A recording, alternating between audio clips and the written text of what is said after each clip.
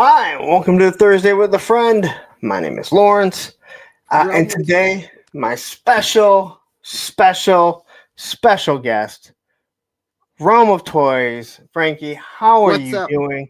Thank you so much for joining me. And let me just say, guys, if this goes any way that the past 20 minutes of him and I have been chatting, I think you guys are going to enjoy it because I've had a blast so far. It's like I really need to start recording like the shit we had talk about before and afterwards, and then like play it later, maybe for like um, channel members and stuff. How are you doing? I'm good, man. I'm alive. I'm happy to be here. Yeah, you are. This man here kind of let me in on a little secret that he has a 2 and a 4-year-old. Yeah, yeah, So that's we'll killing get me. into that.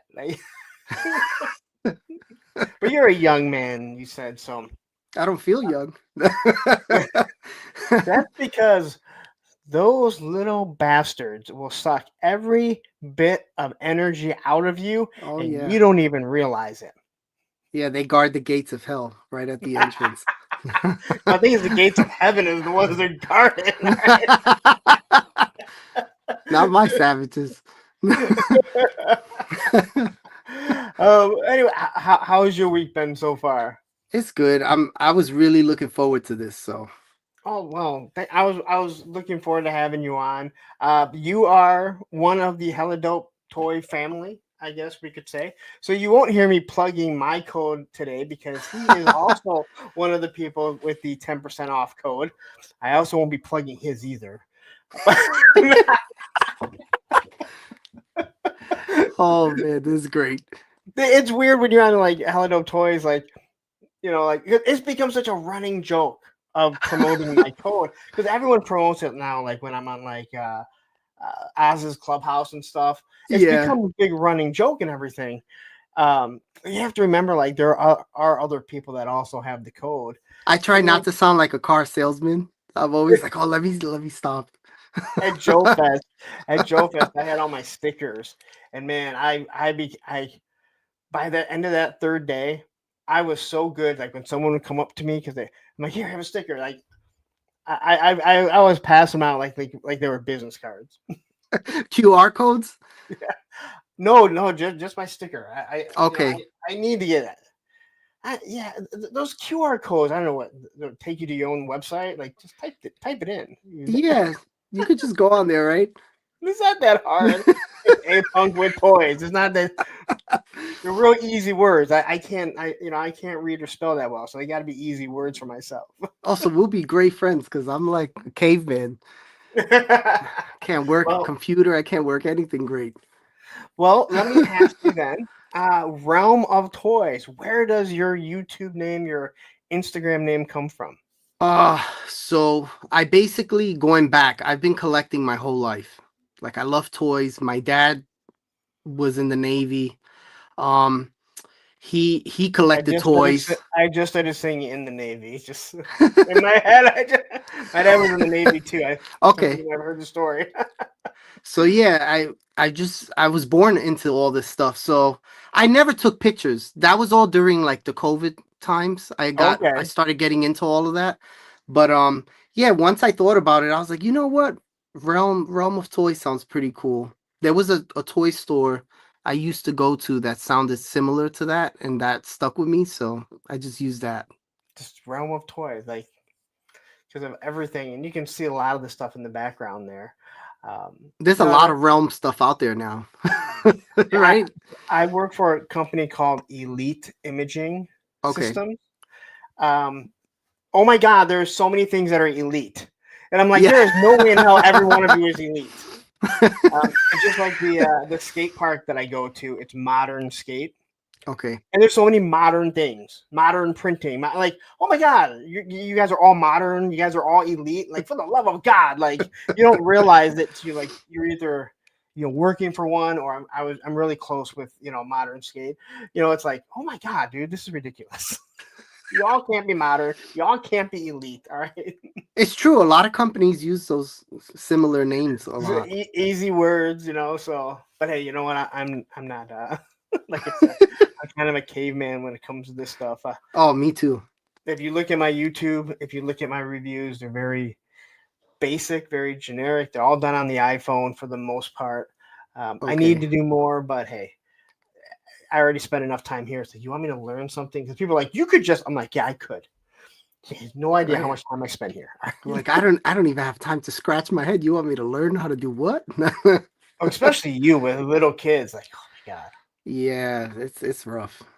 that It's is. Yeah, rough. I I'm don't like a know crash how. test dummy over here.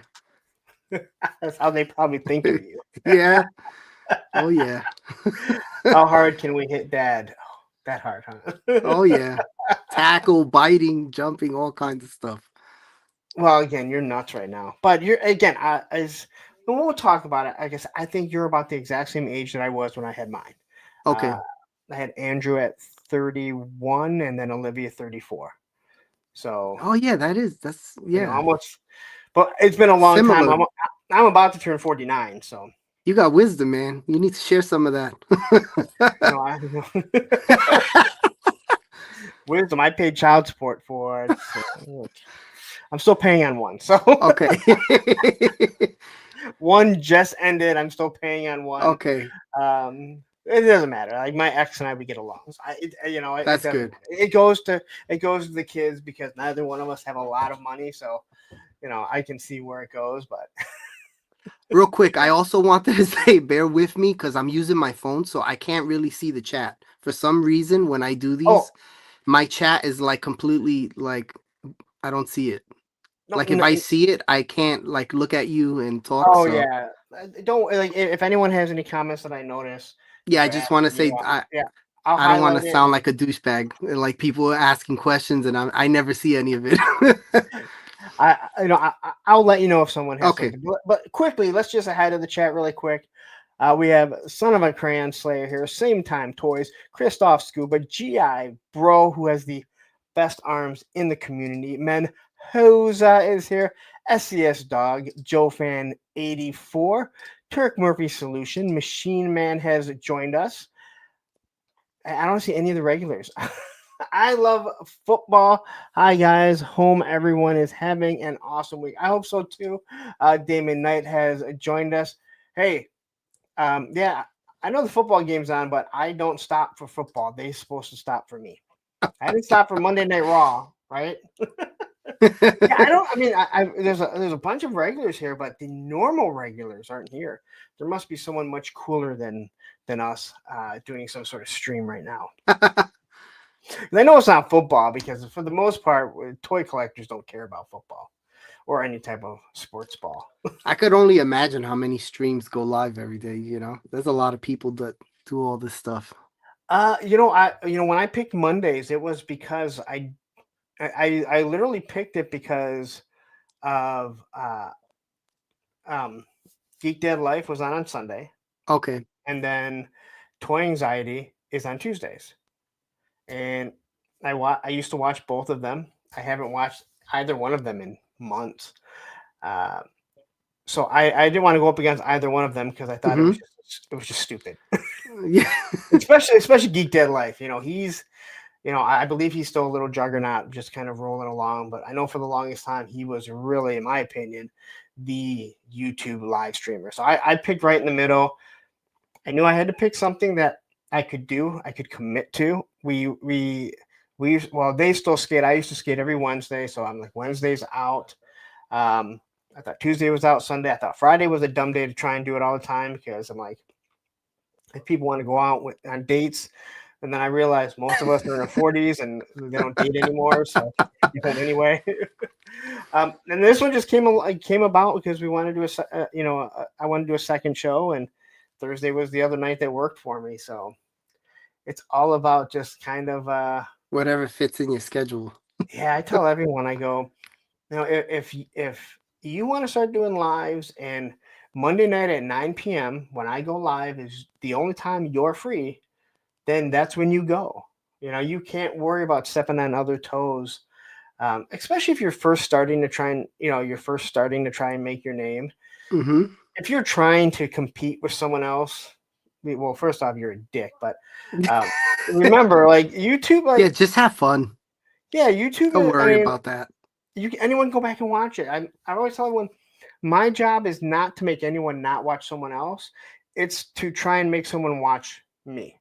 Yeah. Whether it's on the replay, whether it's live. I know right now that Yojo Jerk and Toy Games are live right now. My goal is not to make you not want to watch them. My goal is to make you want to come in and watch me. Whether, like I said, whether it be on the replay or maybe after they're done, or maybe go back to theirs if you just want to watch this.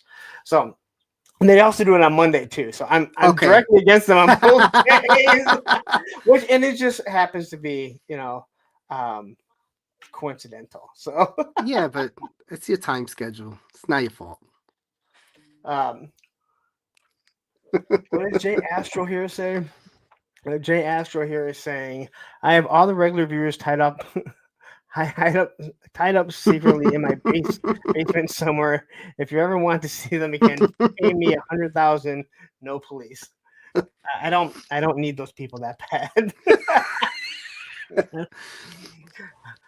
I don't know how much you guys think I make off YouTube, Jay Astro.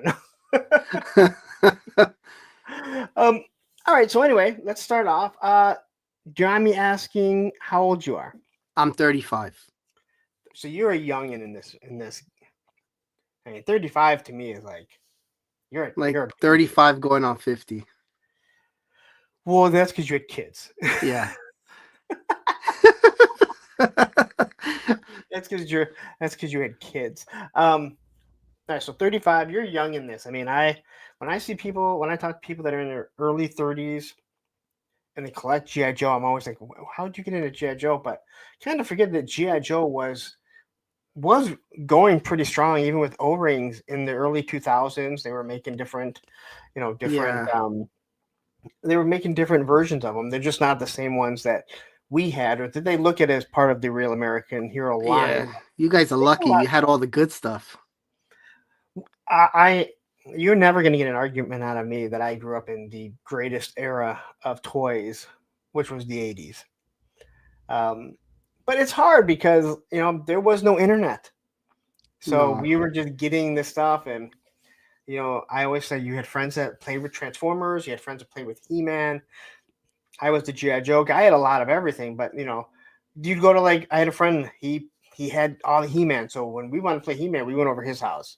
And he had them all, and I'm sure everyone thought the same thing about me with G.I. Joe. And you had those friends that, they had the Transformers, so their parents had more money than us. I don't even remember Transformers being that expensive, but as people have told me how much that they were expensive, now I'm like, okay, well, it kind of explains which friends of mine had them and which ones didn't have a lot.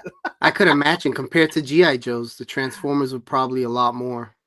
Well, yeah, G.I. Joe's were $2.69. Oh, $2.69. I can remember that. I wish they were $2 now. Tony's Figs is jumping in, the same with Aaron the Toy Enhancer. Yeah, and again, you see enough vintage stuff that you see the $2.69, but I can remember, and I tell the story all the time. I can remember being at Toys R Us. There used to be this store called Toys R Us. I used to work at Toys R Us. Oh man! And I remember my dad looking at an end cap of Star Wars, and they were all $1. And he goes, you can get you can get 3 of these figures or just one of those. And I remember I don't want those things. I want this one. And I always say, if my dad would have just bought that whole end cap for probably $400 or $500, exactly, we'd be so rich right now. Yeah. I talk about that all the time. Yeah, we had no idea. Our parents, there was no such thing as collecting like this. So, Todd C says 90s had a good run. It was the last good decade. See, I disagree with that. We have good. There's a lot of good stuff going now. Right now is oof. Yeah, and it's hard to take yourself out of there's such that nostalgia built up for me for the 80s. There was no internet. The only way you got a hold of friends was to pick up a phone that had a wire. Outside. Yeah.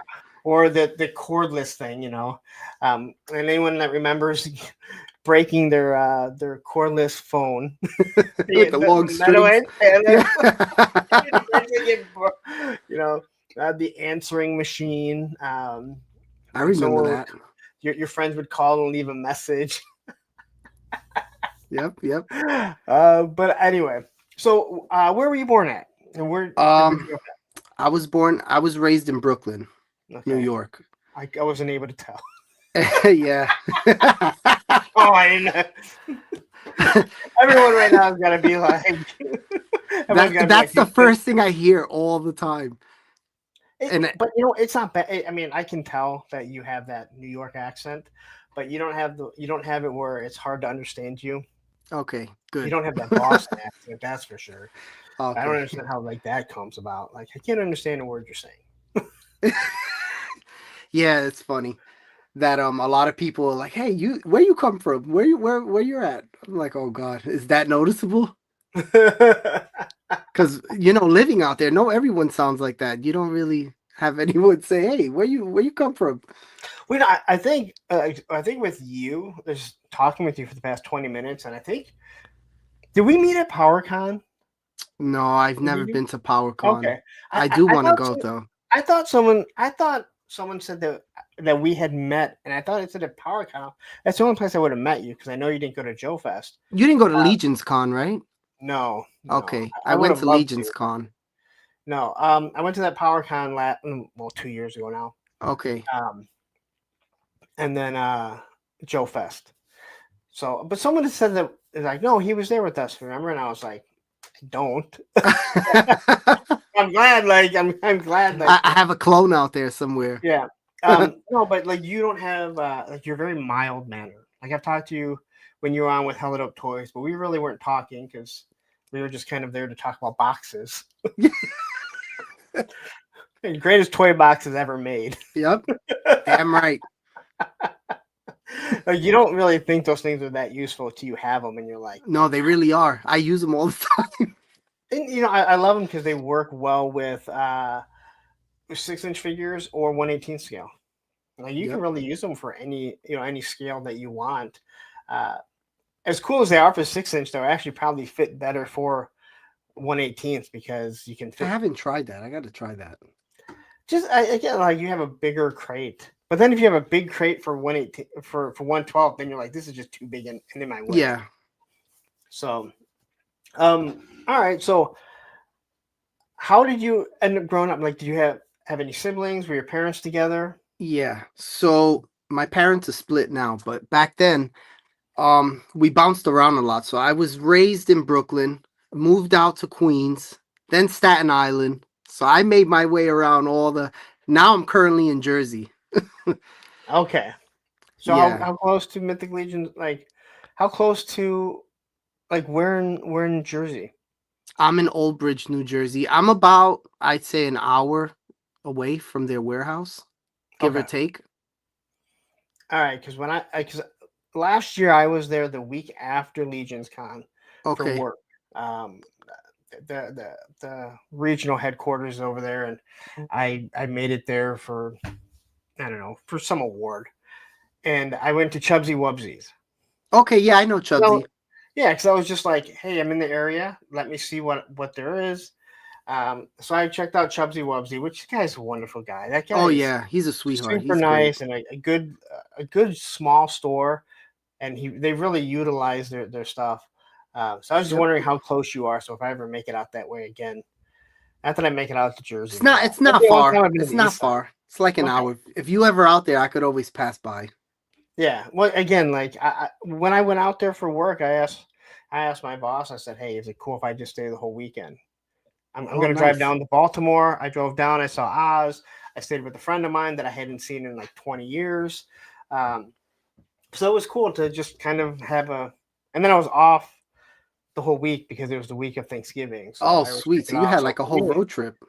oh yeah, yeah. So I came home at like on that Sunday. I left on Wednesday. I came home on Sunday, I think. But went out and saw a bunch of people that I haven't seen in a while and explored around Jersey. There's not much out in No, Jersey. there really isn't. It's not much. You're not missing much. Especially when you're alone. Like when you're alone, you're just like, all right, I went to two different toy stores, checked those out. So kind of just moved on down to Baltimore on a Friday Okay. night and did my thing there. Anyway, so do you have any siblings? Yes, I have one brother. And older? He's younger. He's 2, 3 years younger than me. Okay. So growing up, did you have like a built-in play friend, or was he still too young for you? He was young. I was always that kid that I was the weird kid that took care of my toys. Like, some kids will like bang them and lose all the accessories. Not me. I was always like saving all the parts. I didn't want to mess anything up. I was pretty close to that. I mean, I lost accessories and thumbs, Oh, I especially did with the too, but especially with the GI Joe. Like thumbs and crotches would break. But I had friends that would they would zoom their fucking vamp down the stairs and would be like, "All right, that's awesome. We're gonna take mine down the steps." that's my brother just But hey, breaking everything. yeah, you want to do that? That's awesome. We're not doing that with mine. Yeah, it's not happening. Those people that talk about like putting M80s in their stuff or shooting with BB guns, like not this guy. Oh yeah. Though I did do it to my Star Wars figures, so I did get rid of all of them by decapitating all of them. You didn't care about Star Wars. It's all right. I tell the story a lot now to people. When GI Joe pretty much took over Star Wars, and I found that if I put, because my windows went up and down, so if I put their head on the windowsill and I took on probably 50 pounds and I grabbed the top of it and I yanked it down, their heads would pop off and I would count how many times they bounced against the screen in the window. They never did it more than 3 times. And like every single Star Wars guy was decapitated that way. So that was the guillotine. Yeah, you pulled the So other than like stormtroopers and Chewbacca, like every single one of them. And I look back and I'm like, I had a lot of Star Wars figures. And they were vintage? Oh yeah. Because we're talking, this is after GI Joe, so probably 83, 84. Man, I could only imagine what you broke. Oh yeah. I didn't have I only had a couple of vehicles for Star Wars, but I had a lot of I had a lot of the figures. And as you know, that you just think back at it, and you're like, but all my GI Joe figures, like there's the one thing that I refuse to get rid of. I don't know what happened to all my other stuff or why I don't have it anymore. My dad, I know, didn't sell it. I don't remember giving it away. Oh, I have a horrible story about stuff like that. Oh God. You just brought back memories. Oh man. We'll get to that. So growing up, do you remember like the first toys that you played with? Not your first favorite toys, but I know like from my age, people, it's usually the like adventure people or Hot Wheels, Matchbox, stuff like that. Do you remember like your first toys that you played with? The earliest I could remember were the old Hasbro WWF figures. The big rubber ones, or the LJN one, the rubber ones, I mean. Yeah. The weapons. Yeah, the real heavy, the bricks, the ones you could throw and you could knock someone out with. Yes, those were weapons. Because those were before me, though. That was all before my time. But because my family collected stuff, it was like, here you go.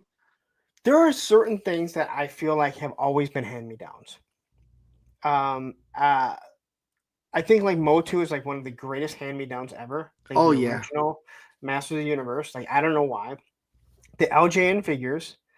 I don't believe there's ever been Biz. What was the Marvel Biz? A Toy Biz? Toy Biz. I don't believe there's ever been a brand new one bought. They're all hand-me-downs. They're all hand-me-downs or 3 years old from KB Toys. Yep. None of them were ever brand new. Like, it's so you know what I'm talking about? There's always certain things in life that, like, all right, no one's ever bought this brand new. Somehow it's always been used. Oh man, that's a good one because it's true. I got a lot of those handed to me. Like, here you go. You can have my shoebox full of Toy Biz figures. And those wrestling figures, they're weapons, man. You could get to work with those. But here's the whole, like, if you stepped on it, it wasn't going to hurt you. If you stepped on it, it wasn't going to hurt you. There was no sharp edges. But if you chucked it at your mom, your dad, your sibling, like someone was getting knocked out. All right. Oh yeah. And those things have stood the test of time. Most of them don't have paint or anything. No, Bobby Wold says, I miss the old Tonka dump truck That thing was made of solid metal. Probably can kill a mouse with it. You could kill a Um, person with those too. yeah. Those things Actually, are he said crazy. moose. Dude, man, those things were like I remember playing with like the Tonka dump trucks, the old we had the Dukes of Hazard cars. They were these big cars. I mean, you could it had like the Dukes of Hazard. They also had the um, the police cars, and those things stood the test of I'm time. so jealous. You had all the good stuff. I was gonna ask you, going to Toys R Us back then, it was wild seeing some of these pictures back in the 80s, how it was just Whoa. mountains and mountains of, like kids nowadays they'll never No, I experience that. what's crazy is I don't even remember it that much. I don't remember that as much, and I think because you were so focused.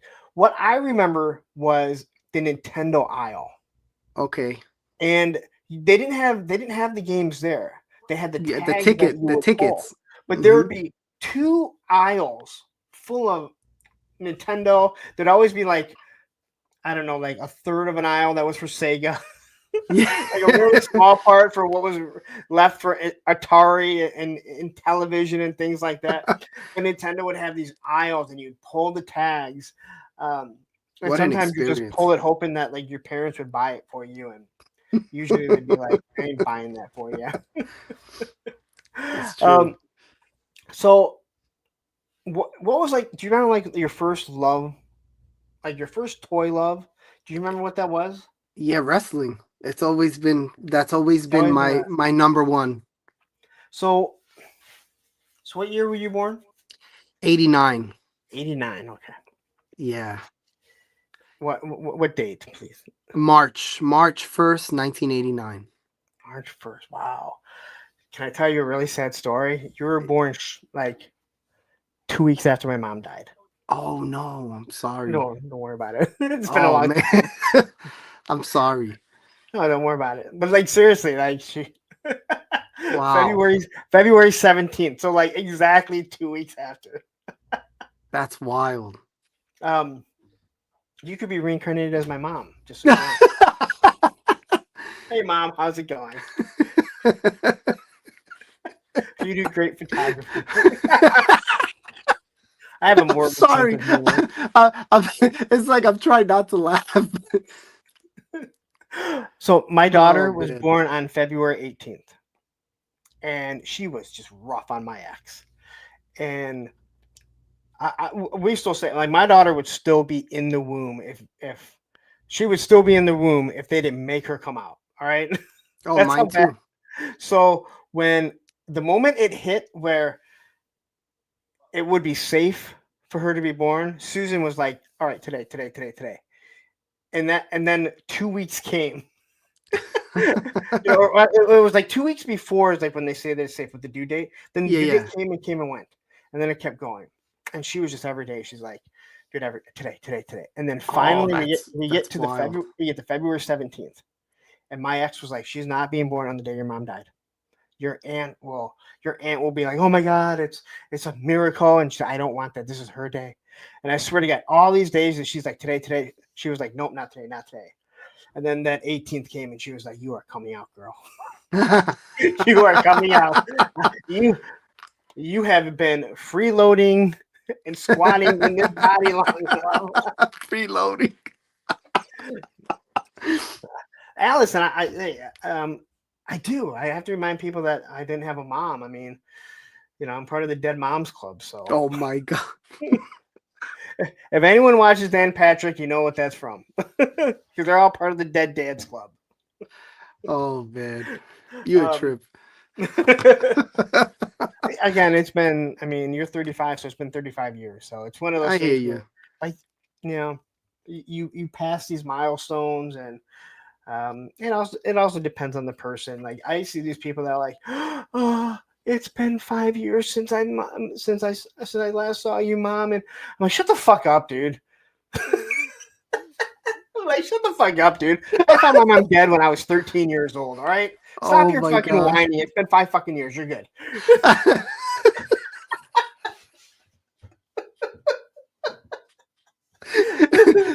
Thank God I wasn't drinking water when I would have spit my water out.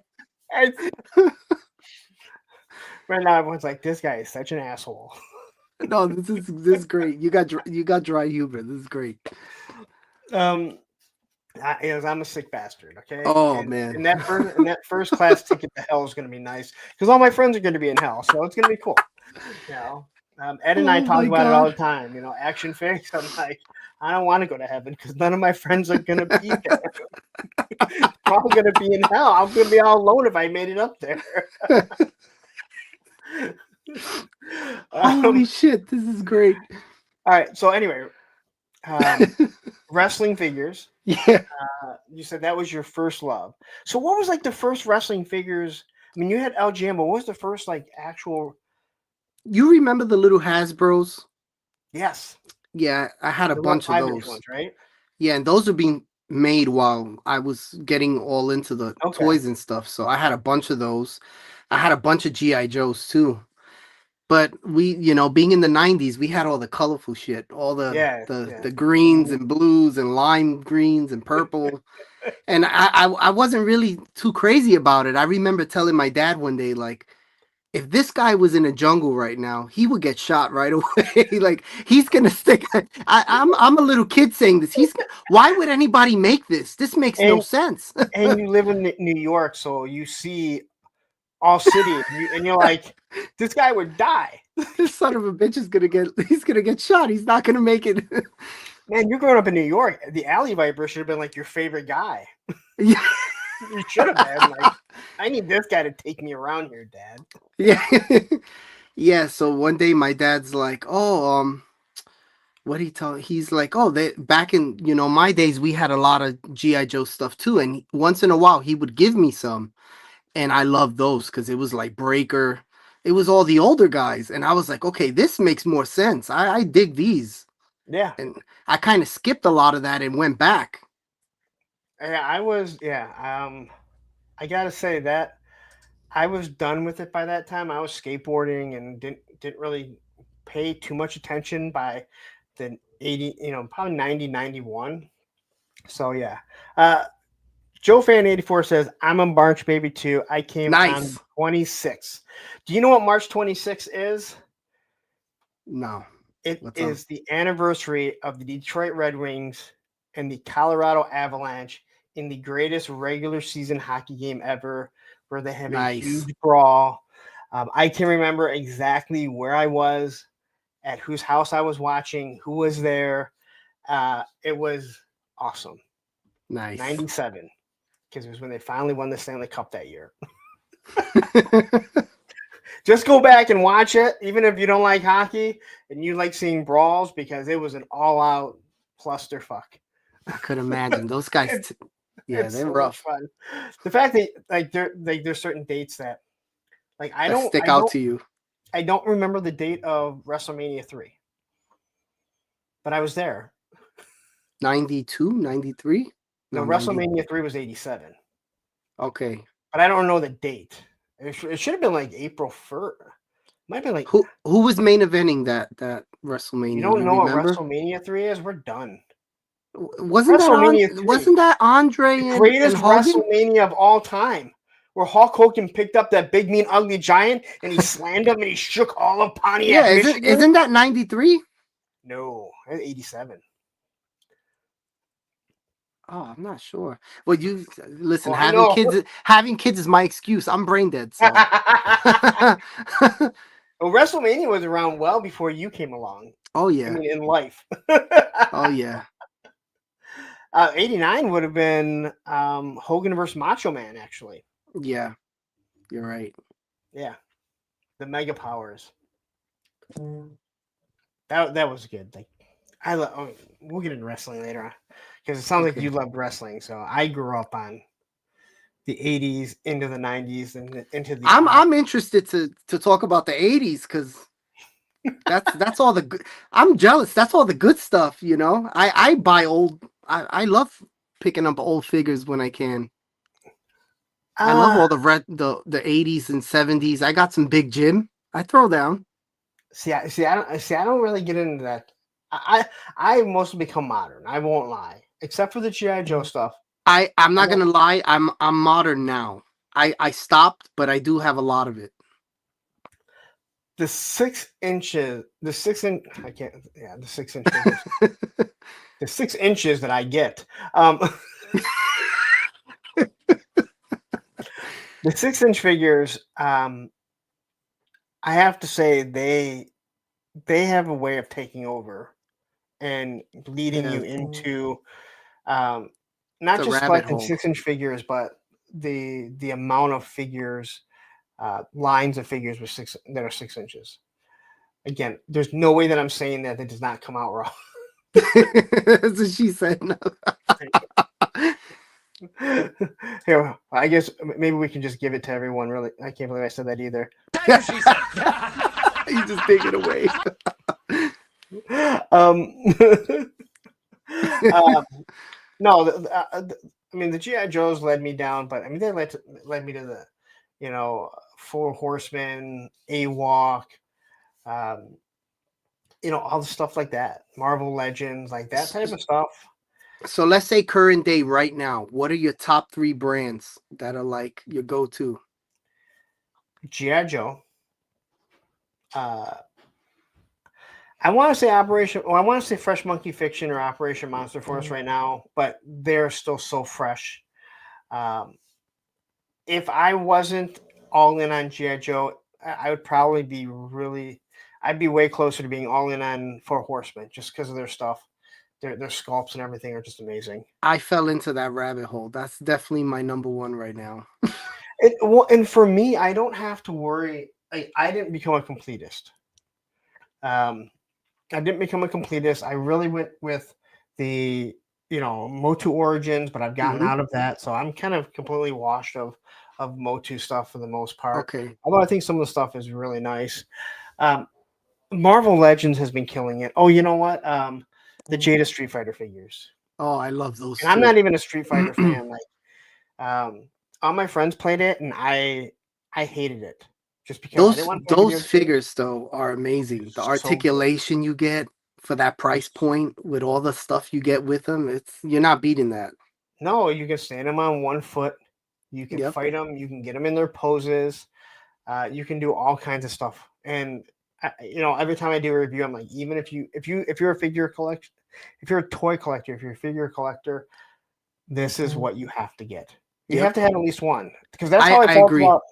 That's how I felt about the Four Horsemen. I'm like, I have to get a Mythic Legion and do a review just to see what it's like. And I'm not saying I fell in love with them. I do love most of the figure obscura.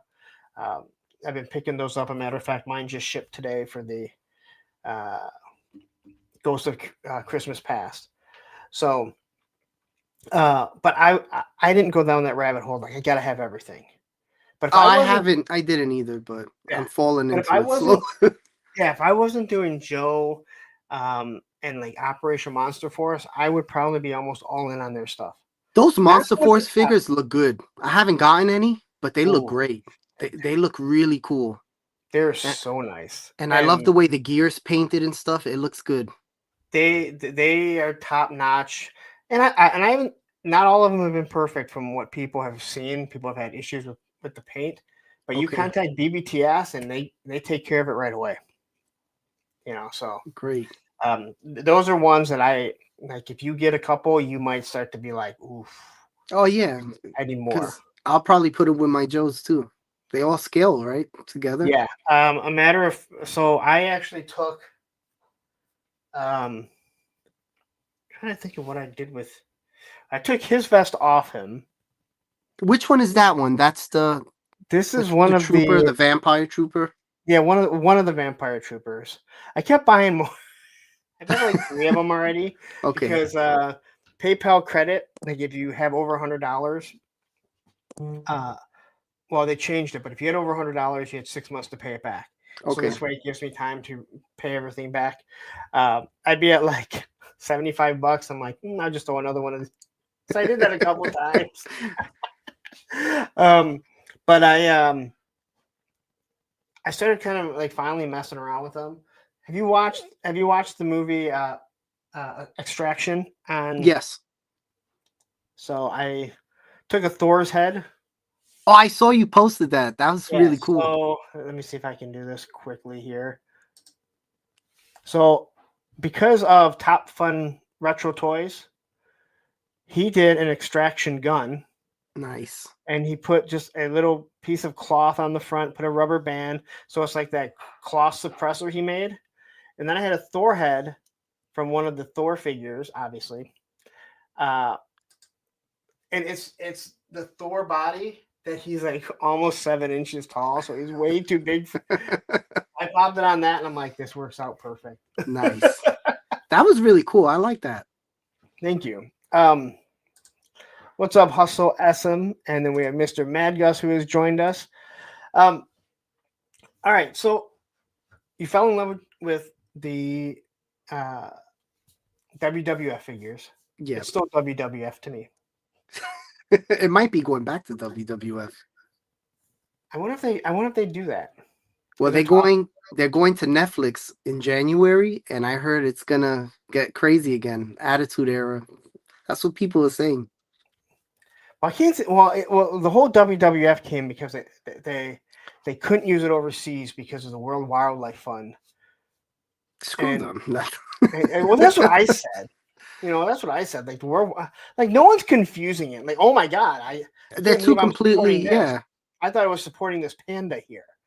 But I'll say it again. I know the stuff about Vince McMahon. The guy was a genius when it came to wrestling. And that guy, he could still use the WWF in the U.S. or at least in, I think, North America, but he couldn't use. So that guy changes it to the World Wrestling Entertainment, and then make sure that say get the F out.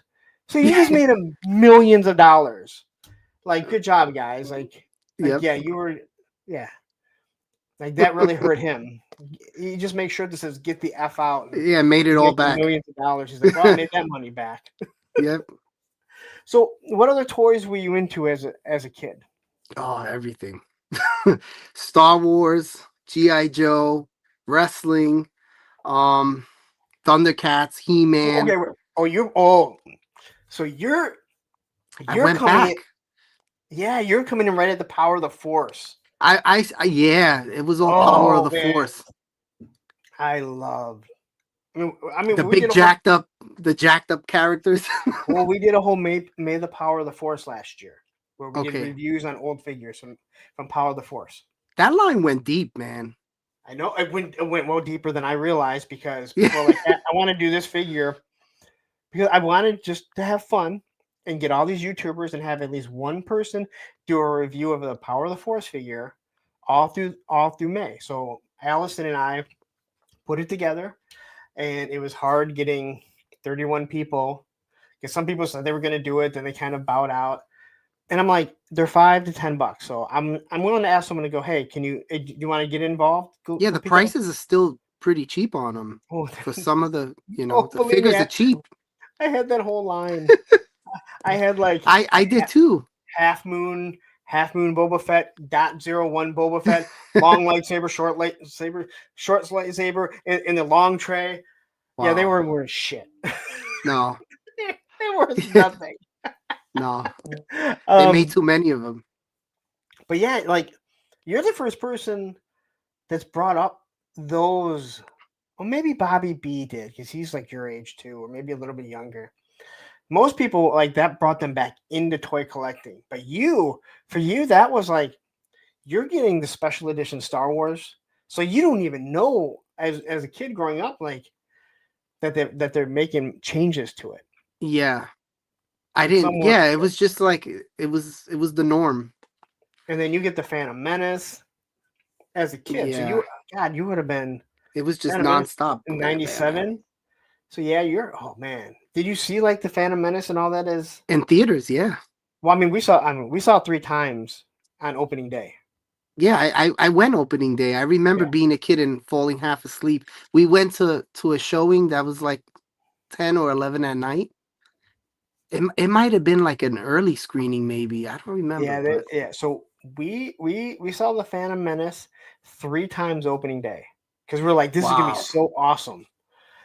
You realize by the end of that second one, you're like, this was fucking stupid.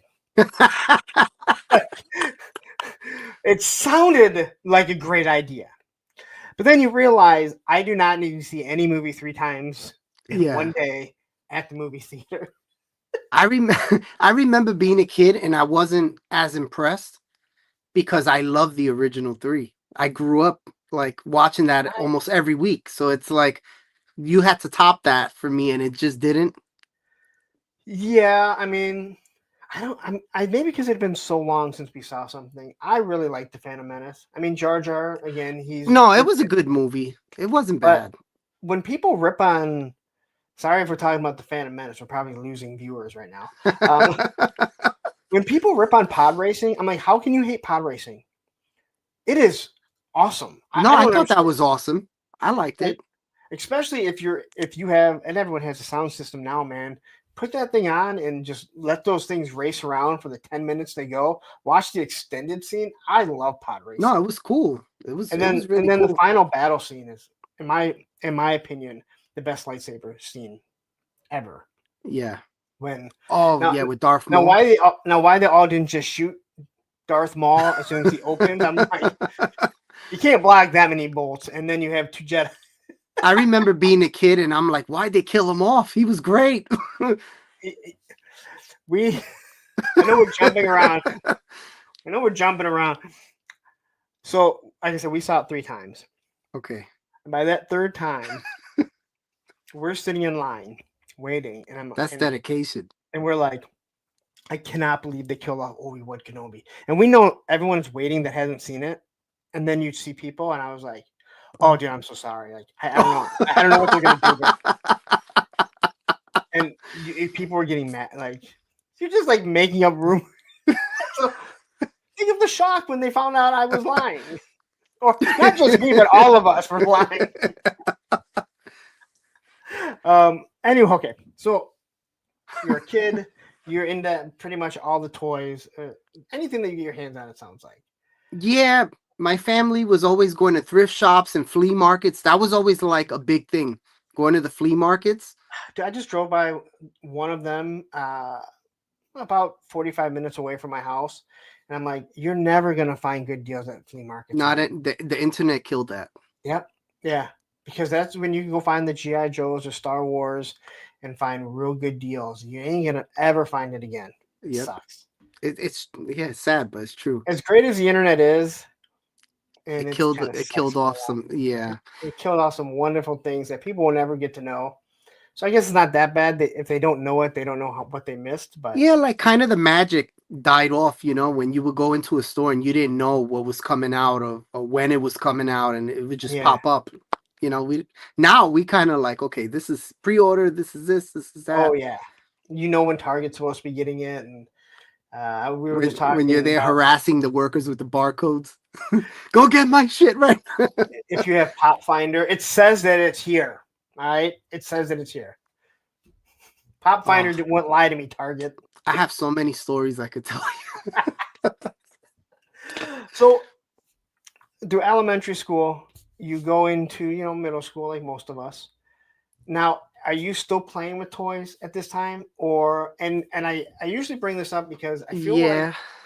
I feel like at least when we're going into middle school, this is the time you're hiding your toys. You're still playing with toys, but no one admits to it. Come to find out now, everyone was playing with them in middle school. Yeah. Now, were you still playing with them, buying them? I don't say collecting because we weren't collecting. No, we were playing with toys. Yeah.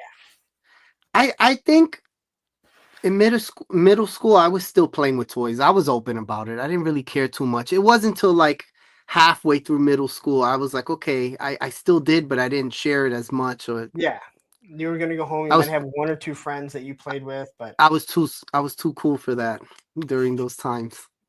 like Scotty too cool.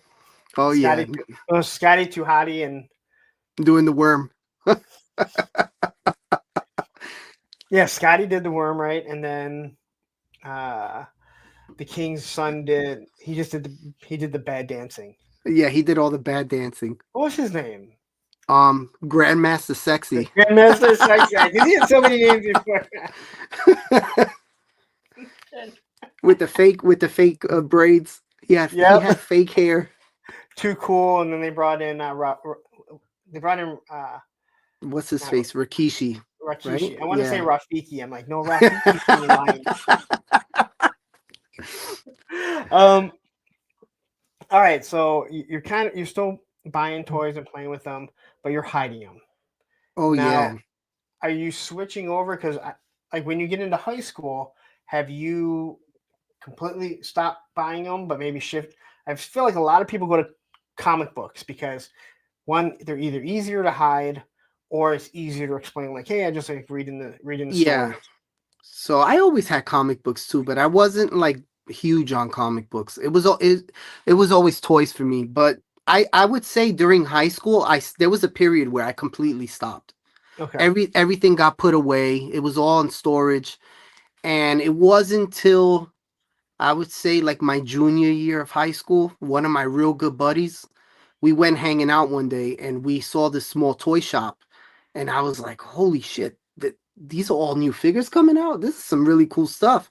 And I'm like, you know what? We should go. We should get one. And it turned into like every couple of weeks we would go buy one, And now you would have and it been snowballed all over again. so like what year would that have been?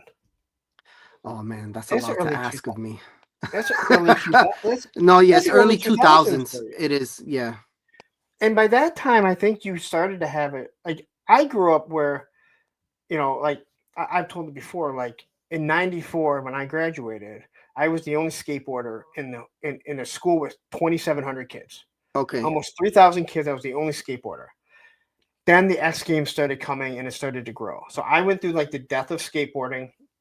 So, like, if my friends, I mean, a lot of my friends, they were Star Wars collectors or they're playing video games. So, like, if I was buying a Yeah, G.I. Joe or something, Spawn toys or McFarlane's, like, no one's going to make fun of me because we're all skateboarders. We're already the outcasts. Like, exactly. Yeah. you Yeah, I know? had my group of friends that we all liked the same stuff, so it wasn't like a Yeah. huge deal. So, I think, like, uh, I'm sorry. I'm just reading what Machine Man said. Sounds like when you finish a game in one day. Well, now I'm trying to figure out. I think that was at 9:50. So what was that about? I can't remember that far back. I'm like, what were we talking about? Machine Man, what were we talking about at that point? um, yeah, so I feel like by your time there's I feel like there's less of a stigma of seeing Star Wars three times. Oh, okay. Um, yeah, okay, yeah. Machine Man, I think you're right. Okay, sounds like when you finish a new video game. Yeah, I'm kind of with you. I was never a big video game guy, but my friends were, and they would do that. But at least a video game. Well, I guess back then the video games you have to continue to replay it, so Mm-hmm. you kind of get. And I talk about like Super Mario Brothers 2. Um, I used to put on um, Public Enemy, Fear of a Black Planet, and if I listen to Fear of a Black Planet right now, I can I can see in my mind exactly where I was in Super Mario Brothers 2 because I would That's great. it was a cassette tape, so I would hit play and I'd start playing the game, and for the most part you're in the exact same point every. So I hear anything from Fear of a Black Planet, you can almost imagine exactly where Damn, I you am said in cassette the video. tapes, man. I was around for the cassette tapes. I always liked cassettes more than CDs because you could just throw the cassettes in the back seat or wherever. Show that CDs to a you had to kid like now. what? I said, show that to a kid now. They'll look at you like, what the hell is that? They made a comeback. I know, like people were like, "Yeah, we want cassettes for, like for punk rockers and stuff." I'm like, if the music can't fit on here, I don't want it. Yeah, I don't want vinyl. we're I so don't. advanced already. Oh yeah. We got Oh, freaking robots coming out.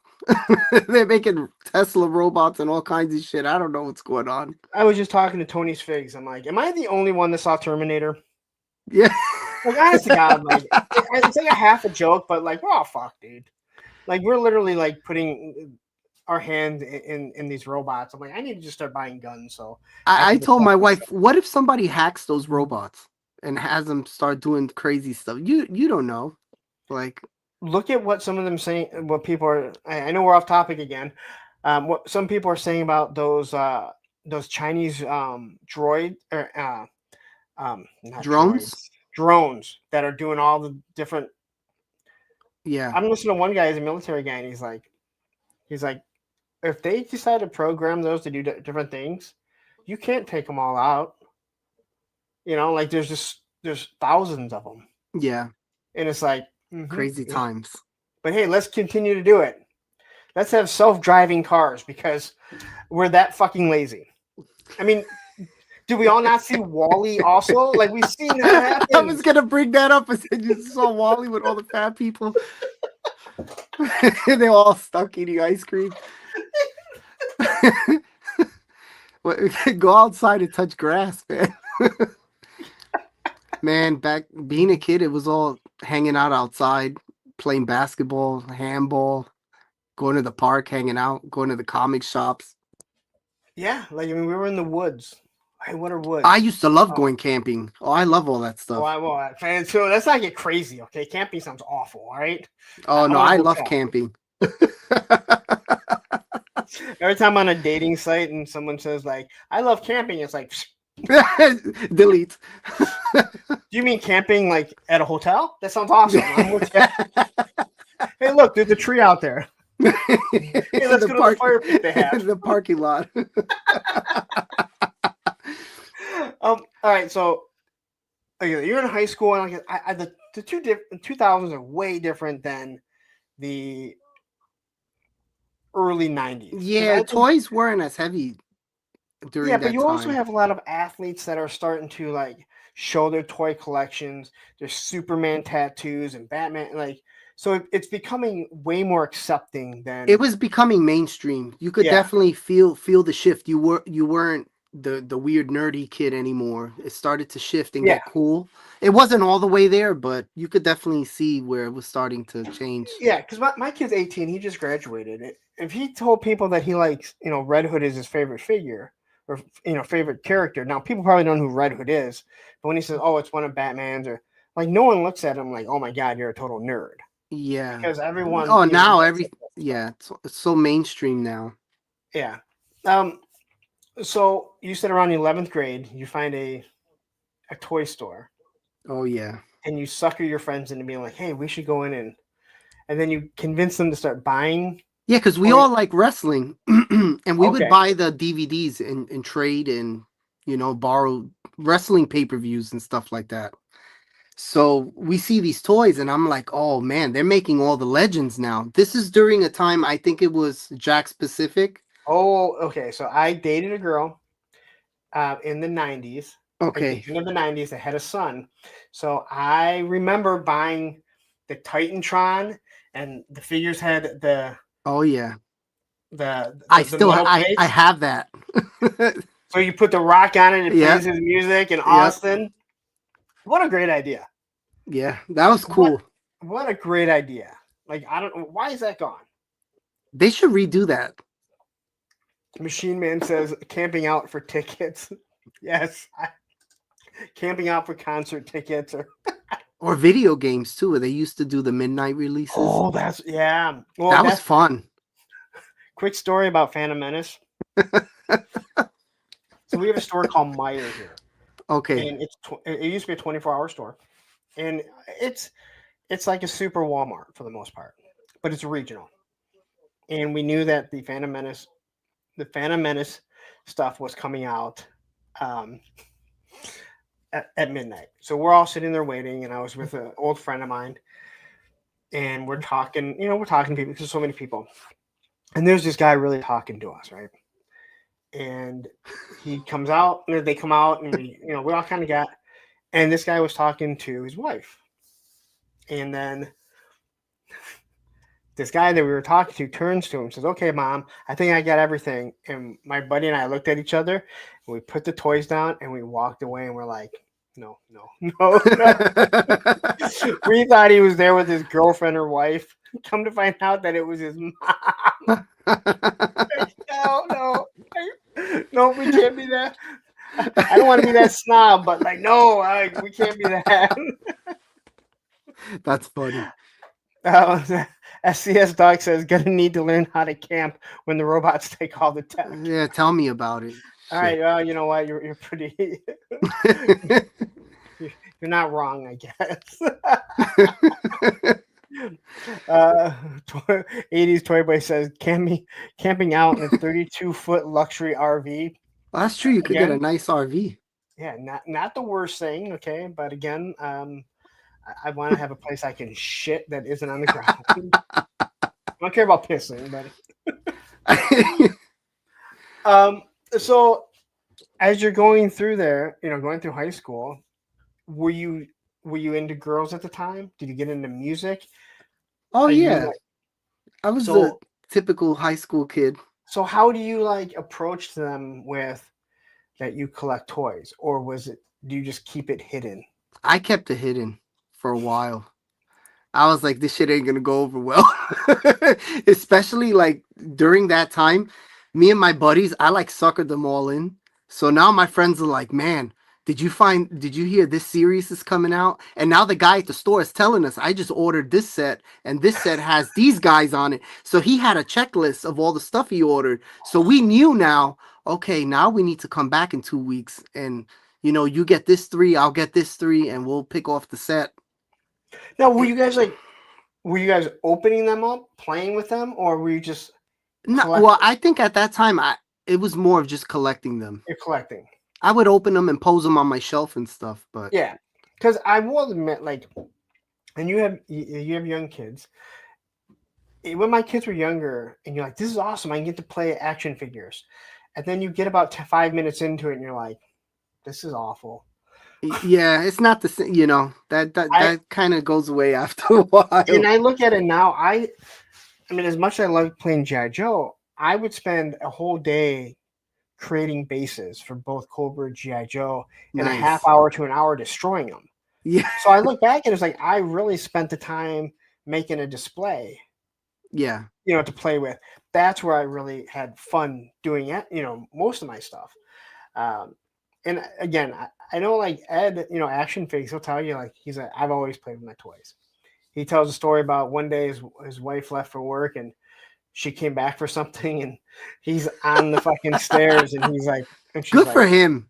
he says something like she walked in and looked at me and was like and she just walked up like she walked into the bedroom or whatever and she was like I think he said like they talked about it later and she's like I know that you like collect and that you say you play with your toys. I didn't mean that. She goes, I didn't think you really did it. He's like I told you I do.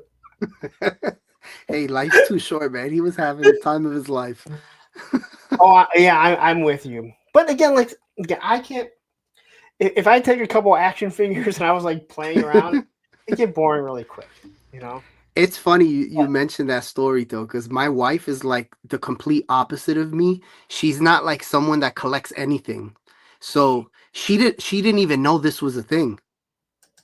yeah, it sounds like my ex. Like she doesn't collect anything. She's very Uh, supportive though, but well, see, I didn't collect at all. I mean, I had all my GI Joe stuff while my ex and I were together. It was after we split up, and it was after the Classified came out that I became this person.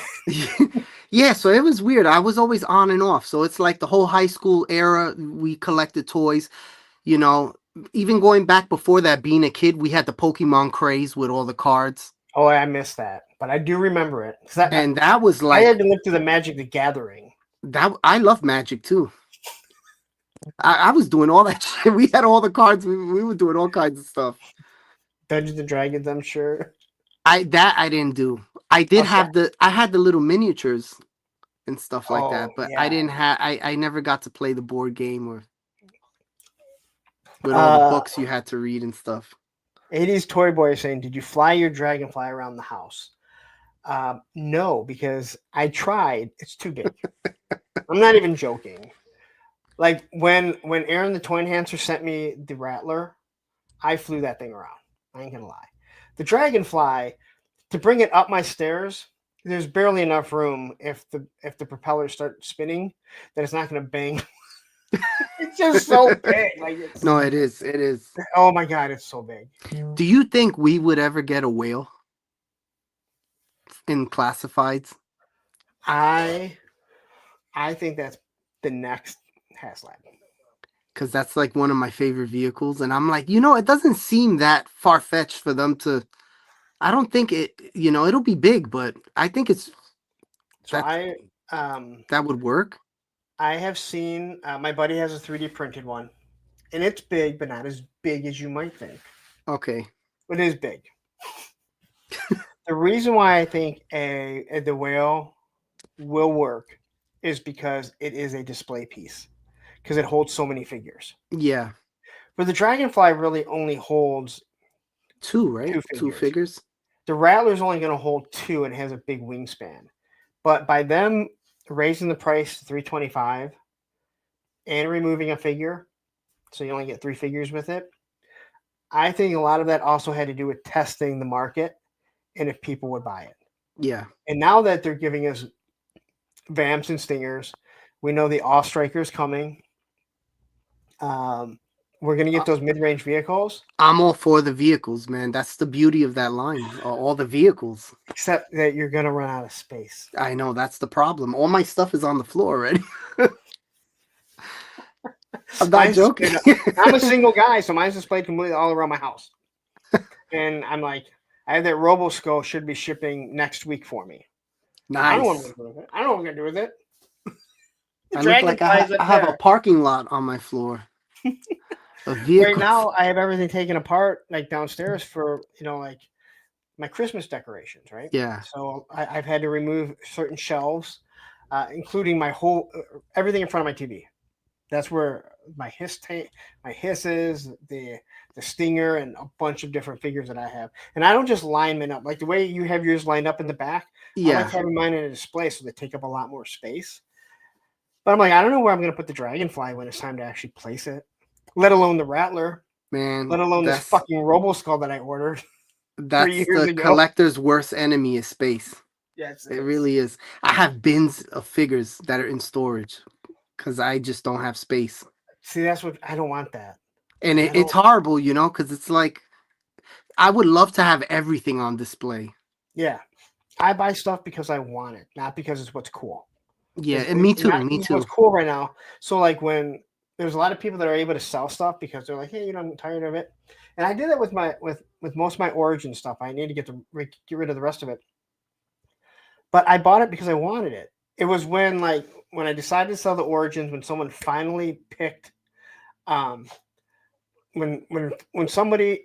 You mean the He-Man line, right? Origins He-Man? Yeah, the Master Universe Origins. Yeah, I had stopped buying those too once I didn't see them in stores anymore. It kind of took away the fun for me. Oh, see, I found out. Well, I can't say I found a lot of them. But once it kind of got to the point, and then I needed space, and I had to pick something, and I kept holding on to them. But when I kind of decided, like, yeah, I'm going to start getting rid of these, I think, and Oz said, I need that one, and I think it was Triclops, and I'm like, okay, thank you, because you've taken out one of the main villains. Now I feel like I can get rid of the rest of them. Oh, that's weird because I get that's how I think too. Because like if someone would have bought like all the not as well known, I would have been like, whoa, I still have Trapjaw exactly and Triclops and like Merman. Like, okay, I have these. I'll keep these ones. Although I didn't get rid of any of the He-Man figures because I started looking at them like, I really like the way He-Man, Fake Gore, anti. I have like this little shelf full of He-Man figures where I'm like, I need to get rid of this shit. That's like the new Eternia line. I keep finding them at Target, and I'm like, wow, these look cool. I need to stop. Sherlock says, that's what I wanted to avoid. I never want to have more stuff than I can display. I have no problem putting up more shelves, but I have to be able to play with my toy.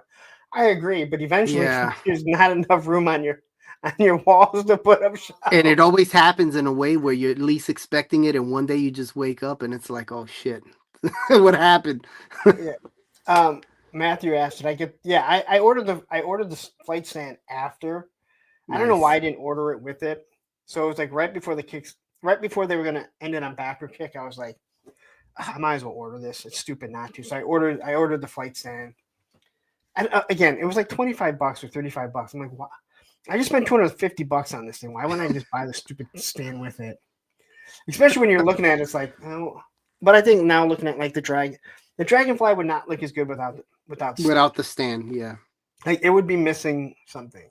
And the rattler is going to be the same way. If you have the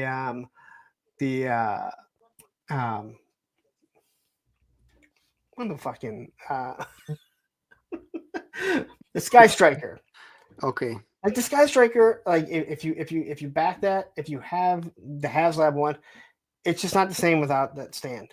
It makes I it have, dynamic though. You can Yeah. pose it, you know. I have it coming off the aircraft carrier at times, landing on the aircraft, like you have all these different things that you can do with it, and it's I wanted that Sky Striker because I could finally fly it with the wings open and Yeah. the wheels up. Oh, Which is you how mentioned always, carrier. You have a yeah. flag. That's my grail. I that's the one thing I don't have that I Well, still I have my childhood flag. nice. I man, I've come across them a few times, and my wife gave me this face like, I'll cut your nuts off. Like, you're not buying that. Yeah, you know that meme that goes around like every year, like this is the 35th year. Now it's the 38th year of not getting the flag. I'll be like, this is the 38th year of getting my flag, or I'll post like, yeah, I'll tell people, I'm like, dude, it's been 38 years since I didn't get the flag either. And they're like, you already have one. I'm like, yeah, but it's been 38 years since I haven't gotten another one. Yeah, those things are fierce, man. To get one complete. But to have my own as my childhood one, that's awesome. I mean, it's just like it's there. It's downstairs on display. And if I didn't have such a connection and have my old stuff, I have my old Terra drone. It's my original. I have my headquarters. If I didn't have all that stuff, I probably wouldn't really be in the 1/18 scale. Yeah. But it means so much to me, and it is my childhood stuff.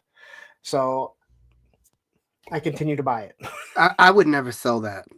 Oh no. Oh, I die with those things. Like the Terra drone I still have up here. I wouldn't.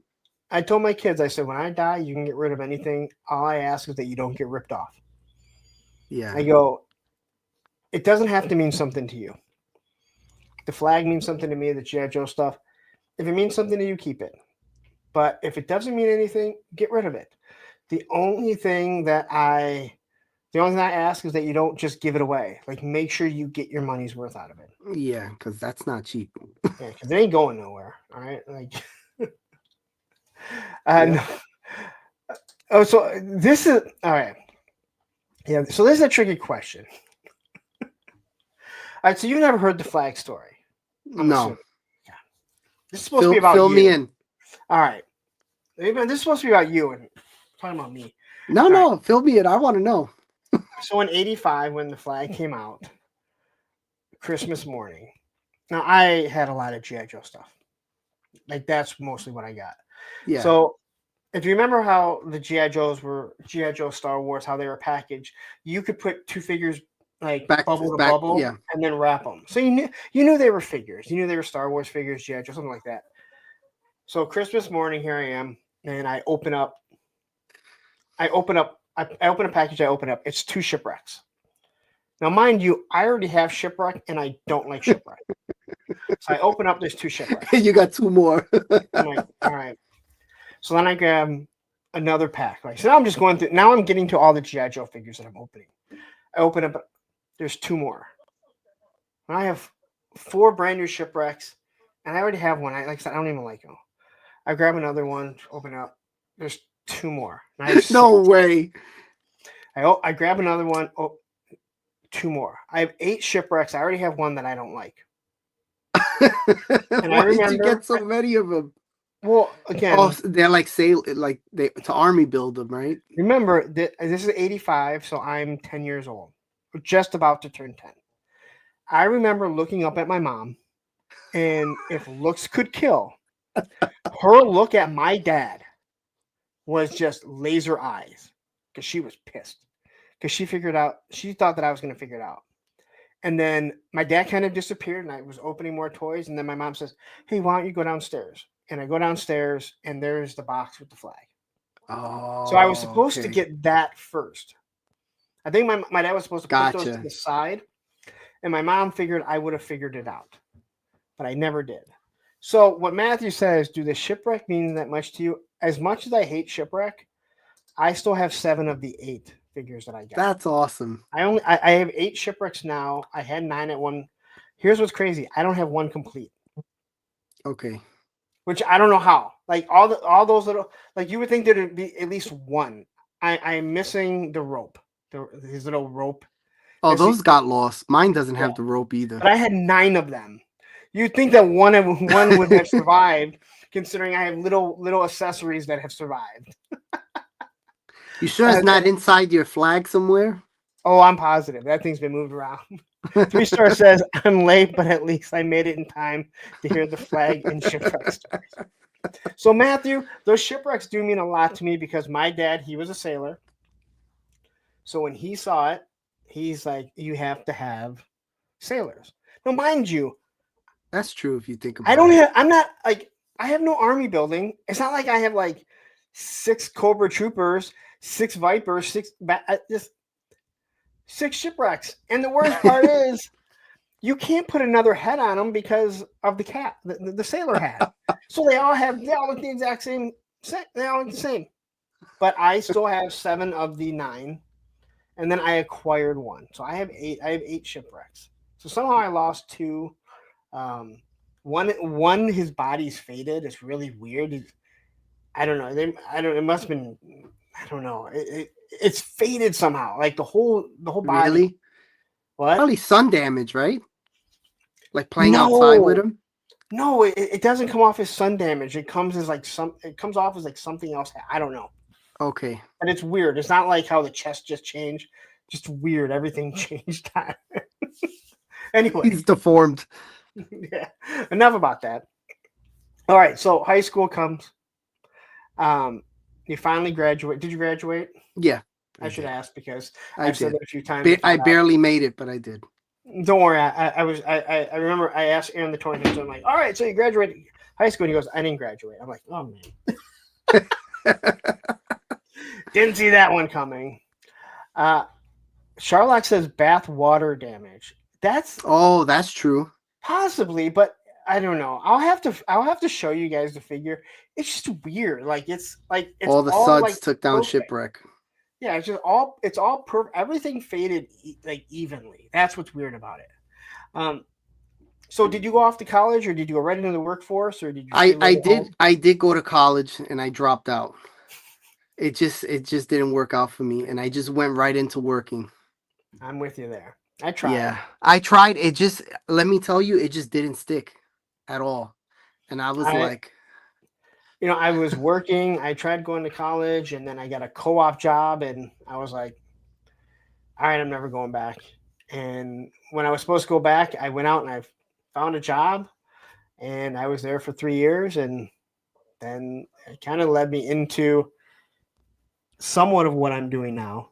It gave me the basics for understanding mechanical stuff. Okay.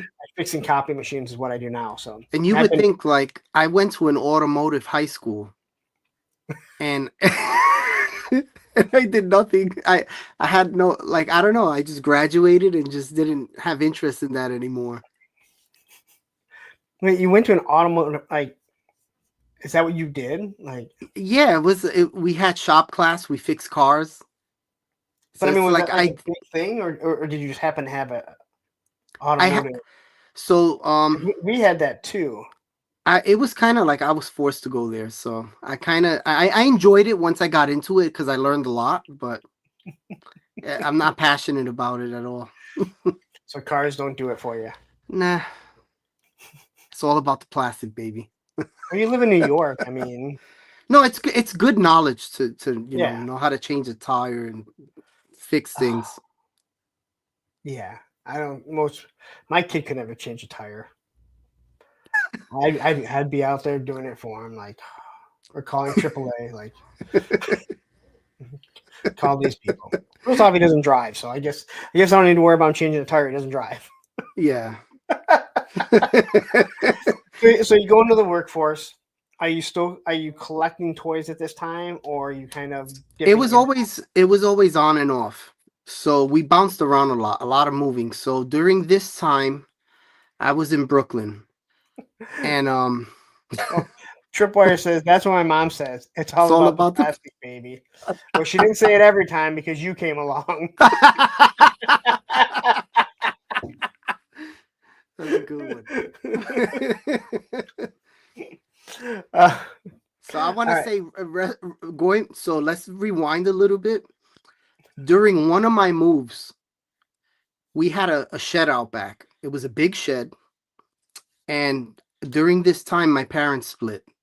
So it was a lot of back and forth, and we were moving and a lot of adjusting and changing.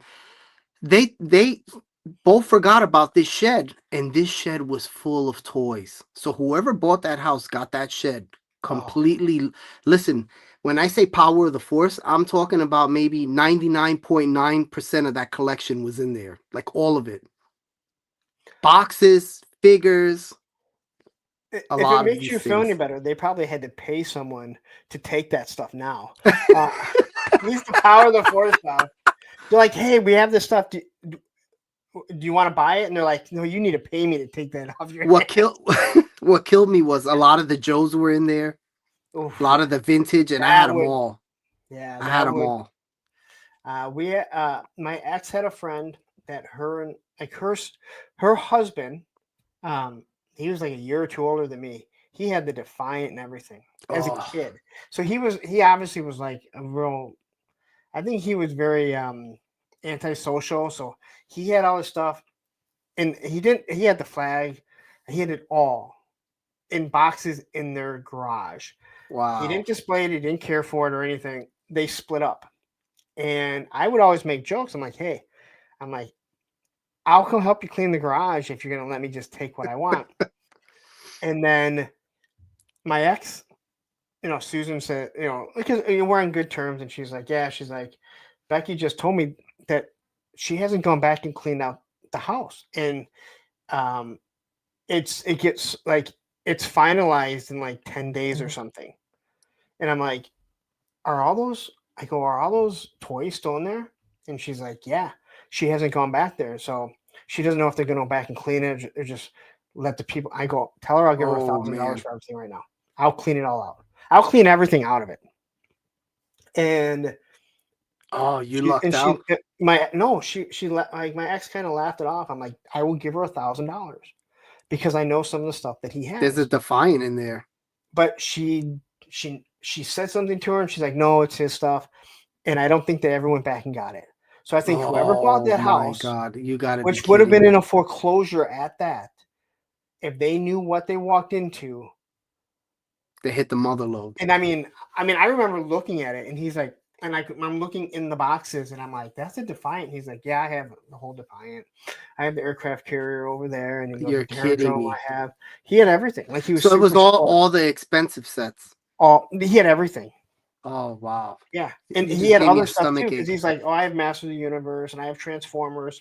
I didn't care about that stuff because I remember Okay. I made jokes. I'm like, "Yeah, I'll give you some money for this." Before this was before the boom started, Yeah. so this probably would have been about maybe 7 years ago that they finally when they finally split up and the house went into foreclosure. They had like 10 days to get everything out. It's crazy how much the Joes went up in price though, because back then they Oh, weren't. It COVID, wasn't that crazy. yeah, COVID. I mean, the pandemic. Don't want to say that Y- word. Yeah. The pandemic changed all of that. Yeah. But It even really before did. that, it was seeing the Defiant. Now, I would have sold them. I don't have that much room, but I would Hmm. find room. If someone came and gave me a Defiant, I would find room for it. My brother found one in the garbage. I hate It that. was a shell, but still, it was pretty cool. See that like if I found a shell, that would lead me to the okay. Then you start slowly buying parts. Yep. But if I would not go and buy a shell. I would be like, No, yeah, I'm I going to wouldn't spend the either. $3,000 or $4,000 to buy it, but I don't have that, so I don't need to worry about that happening anytime soon. Charlotte said I sold all my vintage Joes in 2017, still kicking Oh myself. man, Yeah, because you missed it just by like a couple years when everything started to shoot up. it wasn't that crazy how everything just right through the roof. Oh yeah, because everyone's at home with free money. Yep. Love free money. People Of got course, well, bored we'd and have that to was pay it. for it eventually. So, all right. So you go into the workforce. What did you start doing? Do you mind me asking? So right before I dropped out of college, my first job was Toys R Us. Okay. And that was pretty cool. Even though I didn't make shit working there, but And probably even less when you started buying toys. yeah, it was bad because I was the toy guy. You know, all the collectors were coming in and I knew everything. So it's like I still remember like the trying to get hired from there. They gave us a test, and the test was you had to walk around the action figure section and basically just try to sell the manager stuff. And I was like a kid in a candy store. I was like, okay, you got the wrestlers here, you got this, we got this. And he's like, you're hired, man. I could tell you're into all this stuff. I've never even, every time I went to Toys R Us, I never had an employee like help me. No, there was a I've lot of never people. seen it helping anyone. I was like one of those rare people you see like in a commercial that was always happy. Like, hey, man. like when you go to buy Chinese food and they have all the dishes up, and you're like, I've never gotten a dish that looks like it. Never. It's always thrown in a styrofoam container. Dude, I was one of those guys. I was like, the new set's coming out tomorrow. Come, I'll have the box open. And I was always like, I take some for myself, hand them out to the collectors. 3-star says, man, that's one job interview I wouldn't have sweated over. Dude, I've worked at my job for 23 years, so I can't even imagine what it would be like to interview for a job right now. 23 years you're at the same damn place, man. You're Man, like, back then we were getting paid $7.25. It was peanuts. I started off at $4.25, and I remember I got a job at a nursing home for Okay. $6.25. I think $6.25 or $6.75 an hour, and I was like, yes. And all my friends were like, don't take the job; it's awful, and they were right. It was like the worst job ever. To this day, I say it's the worst job I ever had. Toys R Us was rough too, doing like the Black Fridays and all that stuff. That was no joke. They slaved you. I don't think I could. I mean, I don't know how people. It was rough, man. I don't understand how adults, and sorry if I offend anyone, but I'm not really that sorry. I don't understand how people in their 40s and over, how they work like weekends, how they work late nights. Now, I think it's different with Tony's Figs. He's a paramedic. Different. You work a 24-hour shift, or if you're a doctor or a nurse. But I mean, like people that are working, overnight in the warehouse. Oh, it's rough. Or if they're working in the restaurant industry. And again, thank you guys because it all needs to be done. I'm an 8-ish to 5-ish person, and I say that on purpose. I'm an 8-ish to 5-ish Monday through Friday. All right. Wait, do you want me to work on a weekend? You can fuck off. All right. Although you'll probably catch me doing some sort of YouTube, so I just work for free.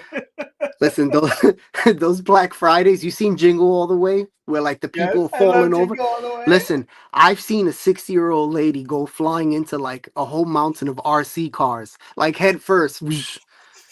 Like somebody pushed her right into all these cars. Just crazy stuff. You got two. Get to the chopper. I love Jingle All the Way, and it has young Anakin in it. Yeah, with no acting skills.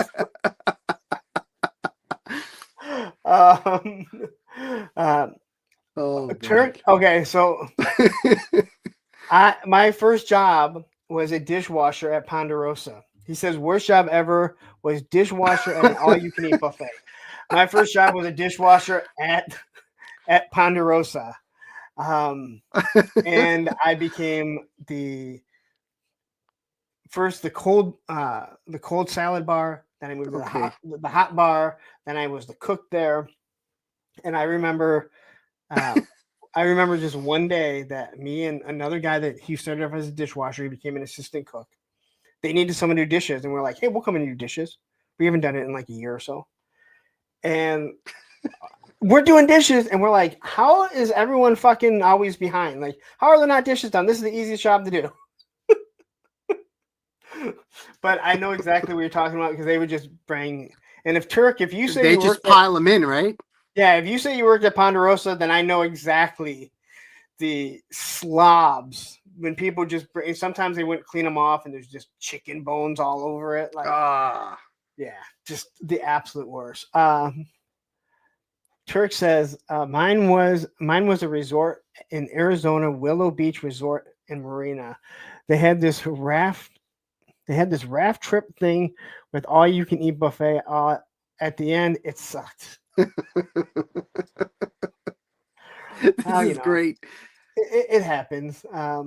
But no, dude, Listen, like I love my everybody, old. I like to think back now on my old jobs, and you can remember you had some pretty good times.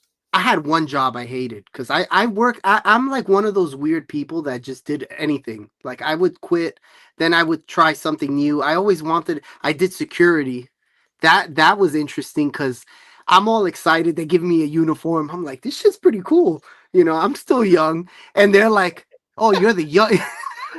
they're like, they're like, you're the young buck. You're working the overnight shift. You work Saturday, Sunday. I was off like maybe Monday or Tuesday. And now I'm not a night person. I'm standing up. So let me tell you, this security job, in my mind, I'm thinking of like movies, like, oh, I'm gonna sit at a nice heated booth. This is gonna be a walk in the park. These guys just hang out all day. No. I'm in Manhattan. It's freezing balls outside, and they're like, your job is to do security and you have to stand all night in this parking lot. That's what you do. And I'm like, wait a minute. It's like 5 degrees. It's like a blizzard snowing. I look like what's the kid's name from South Park that his face was always covered? Kenny, Yeah, I'm Kenny, like Kenny, and I would fall asleep standing up till the morning.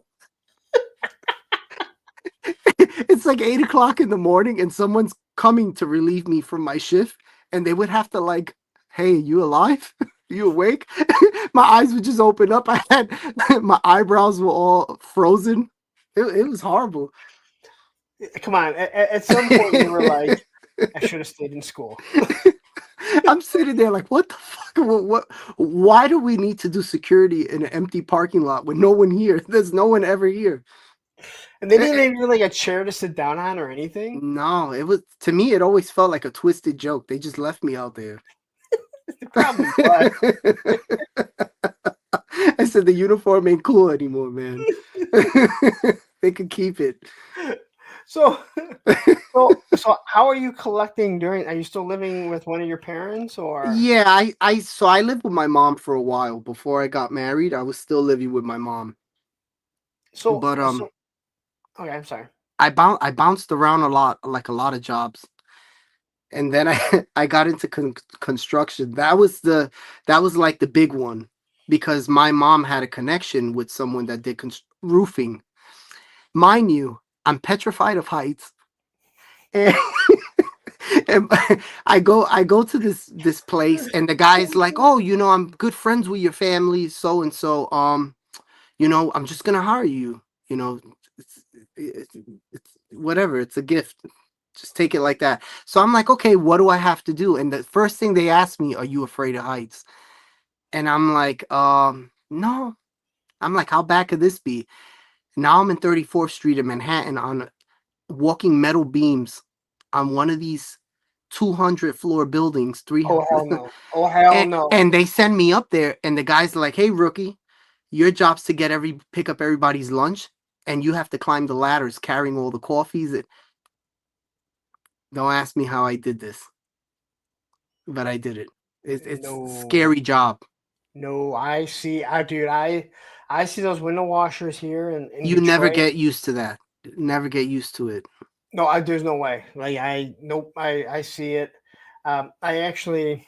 Uh, Great paying job though. You do make a lot of money doing that, the but hazard pay because when you fall, you're dead. yeah, I've seen guys cut their fingers off, like just crazy stuff you wouldn't. Oh, see, I can't. I passed out. I see blood and I just drop. This guy cut himself. You'd expect me to help the guy before he fell on the floor. I passed out right next to him. I just All right. Okay, so all right. You bring up weak stomachs. I didn't have the strongest stomach. So Oh, I don't. my ex has had 4 back surgeries. Okay. And the first one we were still it was before Andrew, so before our first kid, but she had one. So we she was having a lot of issues. Like we knew there was gonna be so we go she gets an MRI. Her dad somehow remembered some neurosurgeon that he did work for. So he's like, yeah, I can get her in, I take her insurance. So we go, we're sitting down and we're listening, and he has the MRI up. Now MRIs are just all black and white. I don't Yeah. can't see anything. And he's explaining what's happening and how the vertebra or how the disc is pushing out into the um into the nerves, and that's why it's probably he's like it's probably the easiest back surgery, but probably one of the most painful for people. And I'm like, I don't understand, and I'm looking at it, and he's showing me, and I'm like, I don't see it. And he goes, well, imagine it's like a jelly donut, and now you know how it pushes out. It's pushed out against the nerves, and that's where. And I'm like, and we're sitting on on the table, the bed, whatever. And I go, how long is she gonna be out of work? And he goes, oh, probably like 6 to 8 weeks. And I go like this. I go, and she said, I'm looking at you going, man, I know it's gonna be rough, but it's not gonna be that bad. And she said, then you look up, and she goes, your face is white, and you go, where's the bathroom at? And I fucking bolted, and I didn't end up throwing up, but I was that close, and I don't. It had to do with me asking, and it had to do with me asking numerous times what was happening in my mind, and then when he gets to the jelly donut and explaining it, I know exactly how and you I'm like, feel because and that's how I get. Because when I put my head down, and she'll tell you, You just like, lose all color. You turn into a ghost. Yep. And That's she goes, you put your head down, and all I could think was, well, I know it's going to be rough, just because I asked how much time. But she said, when you looked up, and so she thought I was going to pass out when she gave birth. Watching that didn't bother me at all. I think maybe because I helped create that. Yeah, but I had no problem watching. No, that was a test for me. That messed me up. It didn't bother me at all. Well, there was other C-section, and I got to. Oh, that's different. Let me tell you, they sit you in the room and they tell you don't. They tell you not to look. And my dumb ass, the first thing I do is like, I can't help myself. I look and I'm like, oh my God. Oh my God. It's like a scene out of Aliens. I'm like, oh my God. The guy's like, here, have a piece of chocolate. I'm like pale white. He's like, have some sugar, turn around, take a walk. Nope. No, I didn't do that. She didn't have C-sections. Okay. But I have heard more than enough people say, do not look. Do not look. Yeah. And if doctor told me not to look, I would have been like, there's no curiosity here. I already know. And I think I had no idea. He just said, don't look. Yeah, I think a lot for me, it's precise slices. That's what kind of bothers me. Yeah. Like, I think if I saw someone's arm get blown off, it wouldn't bother me as much as watching someone, I guess, scalpel. I have our own birth story. But I've actually never. I won't even tell you the horrors of what I saw. Oh, I can only imagine. They basically hang all your insides on hangers. Yeah. And so I've never told this story, and I know this is not about me, but my ex, she still laughs about this. We're here, right? We're I'm holding her leg up. Now, when they're pregnant, they get pretty big because they're carrying another child. So I'm holding her leg up on my shoulder. Now, this fucking nurse is a fucking trooper. She's like this. And she's right down there. The whole time, her arm is just, her arm is fucking rock solid. And here we are, and I'm holding her leg up. And the other thing, if any of you ever have kids, don't ever ask if she's all right, because you will get yelled at. I know it's something you just want to, hey, are you okay? No, I'm not okay. So here I am. So she's starting to give birth, right? And she's like, hey, and like the crown of the head is coming out. Now, my son has a full head of hair, so you can't miss what it is. But his head comes out, and then it goes back in. Out, comes back in. And she's like, and so we're watching, and it's just me and the nurse and my ex, who isn't my ex at the time. But so I'm like, don't you think you should call a doctor? Oh, no, we're okay. And I'm like, okay, yeah. And I'm like, don't you think you should call? No, we have time. Don't worry. But I mean, I can see the head coming out, right? Oh, that's wild. So the head comes out and then it comes back in. You see his head crowning, and she's like, don't you want to see your son? I'm like, I can see him. I can see him. Like, why don't you call the doctor? No. So after probably 10 minutes, she's like, all right, it's time to call the doctor. I'm like, oh my God, it's about fucking time. Thank God. So I call the doctor. Gotta wait. The doctor comes in. 3, they're not called interns. What are like residents? Okay. Now, you have to do so many deliveries. So first off, they get in there and like, all right, let's break down the bed and put the basket. I'm like, wait a minute. We could have fucking broke down the bed a little bit before this. Like right now when I'm thinking like the baby's about to shoot out. Yeah. I'm like, you could have broke down the bed. Oh, I don't care. All right. And let's get the basket out. I'm like, what's the basket for? In case we drop it. What do you mean in case you drop it? You have one fucking goddamn job to do. All right? Your job is to get the baby. What do you mean if you drop the baby? All right? Oh man. Brett Favre ain't throwing this thing to you. All right? You just take the baby. It's that simple.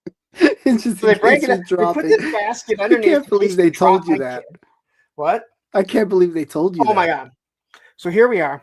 I'm already like, I'm panicking. Like they get, they get the basket out in case they drop it. Again, why would you drop my baby? You have one job. There's 3 residents there. And the doctor's like, well, is there anyone that wants to deliver the baby? And all 3 of them are just sitting there. And he asked like 3 times. And then finally, my ex goes, I don't fucking care who it is. Someone get this baby out of me. And so the doctor, like residents didn't do it. The doctor actually did it. Yeah, I can imagine how much the baby pain comes out. And I'm like, yeah, that didn't seem too hard. I don't see why you had to have a basket. I don't know why you have to call it a catch. All right, really. Why are we calling delivering a baby's catches? Matthew, you're a doctor. Why do we call it catches? All right, it's delivering. All right. Anyway. What an experience. That's insane. So the second one, when you hear all that stuff, you're not overly like, oh, okay, I know what they're going to do. It's going to take time. But that first one, you're just like, oh my God, what the fuck is going on here? And I mean, I'm watching his head come out and it goes back in. See, I didn't experience that. They were both C-sections for me. It was awful. Because you're like, why are you not calling the doctor? We have time. No, you don't. I can see his head. But then you realize how long it actually takes to push that fucking kid out. Yeah, I could imagine. That's not easy. But again, then they come in. Let's break the bed down. And we're breaking the bed down. We've been here for 12 fucking hours. And put the basket there. What the basket? In case we drop the baby. What do you mean in case you drop the baby? You don't fucking drop a baby. All right? Exactly. Like that shit you hear like in movies. Like that's what I'm saying. I can't believe they told you that. Yeah. I understand they come out slimy, but really, like seriously. Like yeah. But my ex, she dies even now when I tell the story because everyone's like, they're looking at me, especially when I was like, when we first had our kids, there were still a lot of people that didn't have kids, and I'm like, just wait till they start talking about getting the basket and calling it a catch in case they drop the baby, and they're like, what are you talking about? I'm like, oh, when they gave you your kid, was he still covered in slime? Oh yeah. So when they gave him to me, I said, man, wipe him down first, then I'll take him. Did you really? Yeah, I was like, wipe him down. We so this kid got like gunk coming off his. I was like, wipe him down, man. Yeah, so they wiped him down a little bit. They gave it to Susan, and she has him on his chest, and of course she's like, like they're so happy, and then she's like, take him, he's so heavy. Because you just again, like they just pushed out a fucking kid. And the placenta, which people don't realize, like that's a whole other birth, like pushing out that stupid placenta. And here's the most amazing thing about, I don't know about that, but like vaginal birth, you'd think they'd lose weight. They don't lose any weight. Like, how do you still weigh the same? This baby came out and he weighed 7.15 pounds. Wow. Yeah. I only know it was 7.15 because he was born on 7.15. So 7 pounds, 15 ounces. and the placenta and all the water. Yet she steps on the scale and she's still the exact same weight. How is that even Isn't that physically interesting? possible? Like, how is that even physically possible? I watched you. Right? It's not one of those people that say, "Oh, I just took a 10-pound shit." No, I literally watched an 8-pound shit out of you, and all kinds of other things. How is it even possible that you get the same? Do you remember when you said that? I Oh probably can give you man. like 2 hours. We're at like an hour and 45 minutes. It's I okay. told you this goes. This is great. This is great.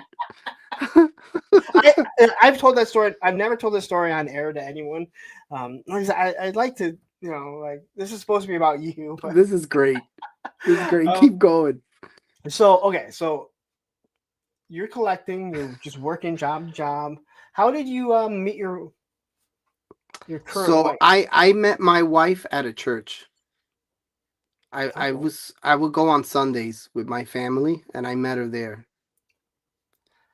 All right. She worked the sound booth at one of the churches we used to go to. And I Now was is she like, older than you? Same age? she is 2 years younger than me. So that's the same age. So Yeah, it's almost the close to same. the same age. Yeah. Um, and But what year? Like, about how long did you meet her? Like, I we've been married for about 7 years now, but I've been with her for about 11, okay. So around there. So how long, like after you met her, did you guys like start dating, get serious? Oh, probably a few years. It was slow. It wasn't fast. Okay. So by the time you start dating, does she know that you're a toy collector? So Or that's where it gets interesting. okay, So during this time, it kind of fizzled out. I'm not collecting at this time okay, because I'm working the construction job and it's just too much. And you basically have no life. These jobs, you can basically work one job for about 4 or 5 months, and then when that job's done, they send you somewhere else. So you can get bounced around from a day job to a night job. So I was doing both because I was a greedy bastard. So I wanted all the overtime. I wanted to do the because I'm making all this money now, and I'm like, oh, this is great. Like I'll do it. Like I have no obligations. I'll do it. So I got pretty good at doing this, and I was just bouncing around. I'm not collecting at this time, and I did have I had a small collection of figures, and I ended up selling them. what was it? Do you remember? It was wrestling toys, Marvel Legends, Marvel, the 3-inch Marvel figures that were out at that time before Okay. Marvel Legends came out. It was current stuff. And I was like, you know what? I don't have time for any of this right now. I'm just gonna get rid of it. And I remember selling it, and I was like, shit, maybe I shouldn't have done that. Like it kind of hit me afterwards. Like the toy collector in me started creeping back in. It was like, why'd you I do that? when I sold all like I was laid off in I think 2002. Uh, I sold pretty much my entire Power of the Force collection Okay. and anything else that I had. It might have been before that even. But I sold everything. Uh, or maybe I just wanted to get rid of it because I was laid off for a short bit from the job that I have now, Okay. like maybe a year after I started, and then it was only I actually I ended up being laid off for like 7 months, but I worked under the table for like six of it. So no, Okay. maybe 9 months I was laid off, but I worked under the table for like 6 months. So I was, but you're at a time where you're worried, you don't know, I didn't have kids yet, Yeah. but we were worried about stuff. And so I know you're feeling because I kind of look back at some of the stuff I got rid of. And I'm like, I really wish I wouldn't have. Yeah, it's like in the back of your You head, don't, you're like, man, should I have done that? yeah. But when you don't know if you need it, or especially when you need Yeah, money, you're just like, but whatever. I never got rid of the GI Joe stuff. Like that's the one thing I've always held on to, no matter what. Good, good, because that's all So the good stuff. all right, so you're not collecting. I'm not Well, collecting at this time. I sold off what I had. And now, fast forward a little, I'm dating my wife now. And somewhere along that line, we started getting more serious. And she knew I used to tell her all the time I sold my collection or whatever. I'm kind of not doing it anymore. I wasn't focused on that point in my life. I was just focused. I was growing up. yeah. I met her. It was getting more serious. I said, okay, so I'm just focused on life at this point. Somewhere along along the lines, one of my buddies, I'm texting him and he's like, Frank, you're fucking missing out, man. The figures are just steamrolling. You got to see how good the figures are getting now, the face scans. And he's just going off. And he's like, I'm telling you right now, if you pre-order this set, you're going to regret it because this is a good set. It was just some wrestling stuff. And I'm like, nah, I'm not in it. He's like, you got to come back, man. You're missing out. This is all the stuff we used to talk about. And I'm like, nah, I'm not doing it. Somewhere along that line, my wife, I'm telling her the story, and she's like, "Oh, there's this collectible shop that my family we used to pass by, but I never went in there. Whatever. It's a pharmacy, but the second floor is it's a full blown collectible shop. Oh But this wow. shop isn't like your average like Hasbro. These guys had Hot Toys. They had a bunch of stuff from overseas, just like all this crazy stuff I wasn't familiar with at the time. So she basically ignited me without realizing it, and we joke about this to this day. She's like, "I should have never showed you any of that stuff." So she probably didn't realize what collecting meant. No, like She probably thought, to her, it's just kids' toys. These are yeah, not. you have People a don't little buy shelf these. full of some toys that you like. Doesn't realize that it is an obsession. No, and mind you, I always collected, but I never stood serious throughout the years. Okay. So now we go to this shop, and I'm like, "Oh, I'm gonna." She's like, "Oh, you should get one of them." So I'm like, "Okay." It was like it was like flame on. Like I was like, okay. Now I'm on Google and I'm like, holy shit, this guy, they got this guy and this guy. Okay, I'm done. And And now what that, year? But what year was this? oh man, this has to be around 2016, 2015. Okay. And now I'm like, I'm in it to win it now. It was like a passion all over again. And So now it's worse because I discovered Hot Toys all and right, Sideshow. let's go back. Okay. So you pick up like, do you remember what you got? What it was she told you? It was a Roman Reigns action figure, an elite figure from the Okay. WWE line now. And we didn't have like all the articulation back then. Yeah. So now you got like the cool face scans that look like the people. They have all this new articulation and I'm like, "Holy shit, you can pose this guy like this is pretty cool." But now this is I don't know if you're familiar with the Shield. They had like a faction. They all wore like army getup. It was like Well, bulletproof vests and I remember I remember the original Shield, it right? was like a Wasn't it? 3-man group. That was with Roman Reigns. Seth and Dean Ambrose. What's his name? Moxley and Yeah. what a dumb. I'm sorry, it's a dumb name. All right. It is. It is. But Moxley, really? Like it sounds like chicken pox or something. Chicken It's a pox. fucking disease, man. Um, Smallpoxley or yeah. So I was watching it when the Shield was happening, but I wasn't as into it at that point. Yeah. So I was watching, but I wasn't like I wasn't watching it every week. It was like every once in a while when I have free Okay. time from work and stuff like that. But now it's like, okay, I got this guy from the group, but I don't have the other two guys to finish the group. And I'm like, man, these guys, they got cool gear. It reminds me of G.I. Joe. And then the next thing you know, it's like, holy shit, they got these G.I. Joes from the 25th anniversary line and all this other stuff I missed out on.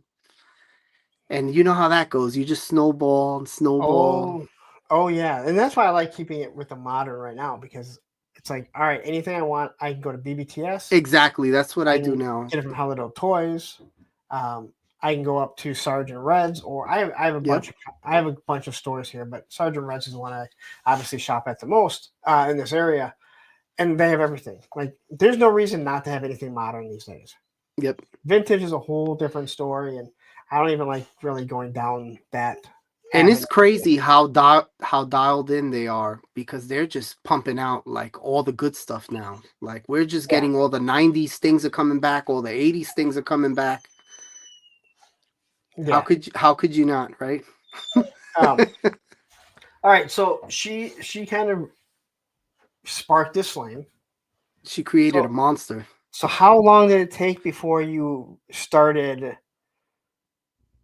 Did you get right? Like, did you just go like, Now, I would say it was slow. I was buying now, but maybe like 1 or 2 figures a month. It wasn't okay? anything too crazy. But I'd say like a good year and a half into it, it was bad. Now, Like I was, are you both working at this time? yeah, Okay, so you have, and you don't have kids, no, so you have disposable income. oh yeah. I'm going nuts at this point. And now I got into Sideshow, and I'm like, man, they look so real. Like I'm just gonna start buying these once a week now. And it just turned into now, um so she's like, oh, pick me up from work one of these days, and I'm coming to pick her up, and I got this Hot Toys Iron Man, and I had the receipt in my pocket, so somehow she wore my jacket or whatever and sees the receipt, and this thing's $485. She's like, what the fuck is this? What are you doing? And I'm like, this is Iron Man, I need this. This Iron Man, I need this. I was like, this is the die-cast version. It's not the plastic one. I definitely needed this. Oh, it was bad. That's what's in the glass cases now. I stopped after I had kids. The Sideshow had to stop. I retired from Sideshow because I'd be living in a treehouse if I didn't stop. So okay, so let me ask you this: before, while you were buying stuff, before she found out, how were you hiding how much money you were spending from her? I just wouldn't say anything. I mean, She didn't really ask me. are you Back guys in are you those guys days. married? Are you married at this No, time? we were dating, so Okay, it's all like right. we both went to our separate houses. So I was just doing Oh, all kinds of damage, so it doesn't matter. You're like, oh, I spent No, $20 on that thing. once we started getting more serious and we got engaged, we had a talk like, you might have to slow down a bit, and I did for a bit. This is Three Star says, see this Iron Man? This is date night. Exactly. I was like, forget the date night. We're going to McDonald's. This sucker lights up. We'll have we'll have a candlelight dinner from McDonald's, and we'll light up Iron Man. Dude, I'm sorry. Oh my God. I'm sorry. I can't believe you ever got laid to have kids with that. Yeah. Let me tell you, it's a blessing, right? Ted Darklaw has just jumped in saying, I'm hella late, but I'm coming back for the replay. Ted, miss you, man. Ted, all it's gonna be is all you're gonna listen to is me and Frankie here just laughing. We're talking about placentas. You know what? I have a feeling Ted will get a kick out of the baby delivery. Oh story. yeah, he would. Whether or not his was born the way yours were or mine, he's gonna be like, I have a feeling he's gonna be like, yep, I dealt with one of those. All right, so you are collecting high end stuff because, man, I hope you stay off drugs because you go from pot to coke. Yeah, at this point, you're on the most expensive shit really quickly. Yeah. And then I find out there's a company called SH Figuarts, and they're making Dragon Ball Z stuff.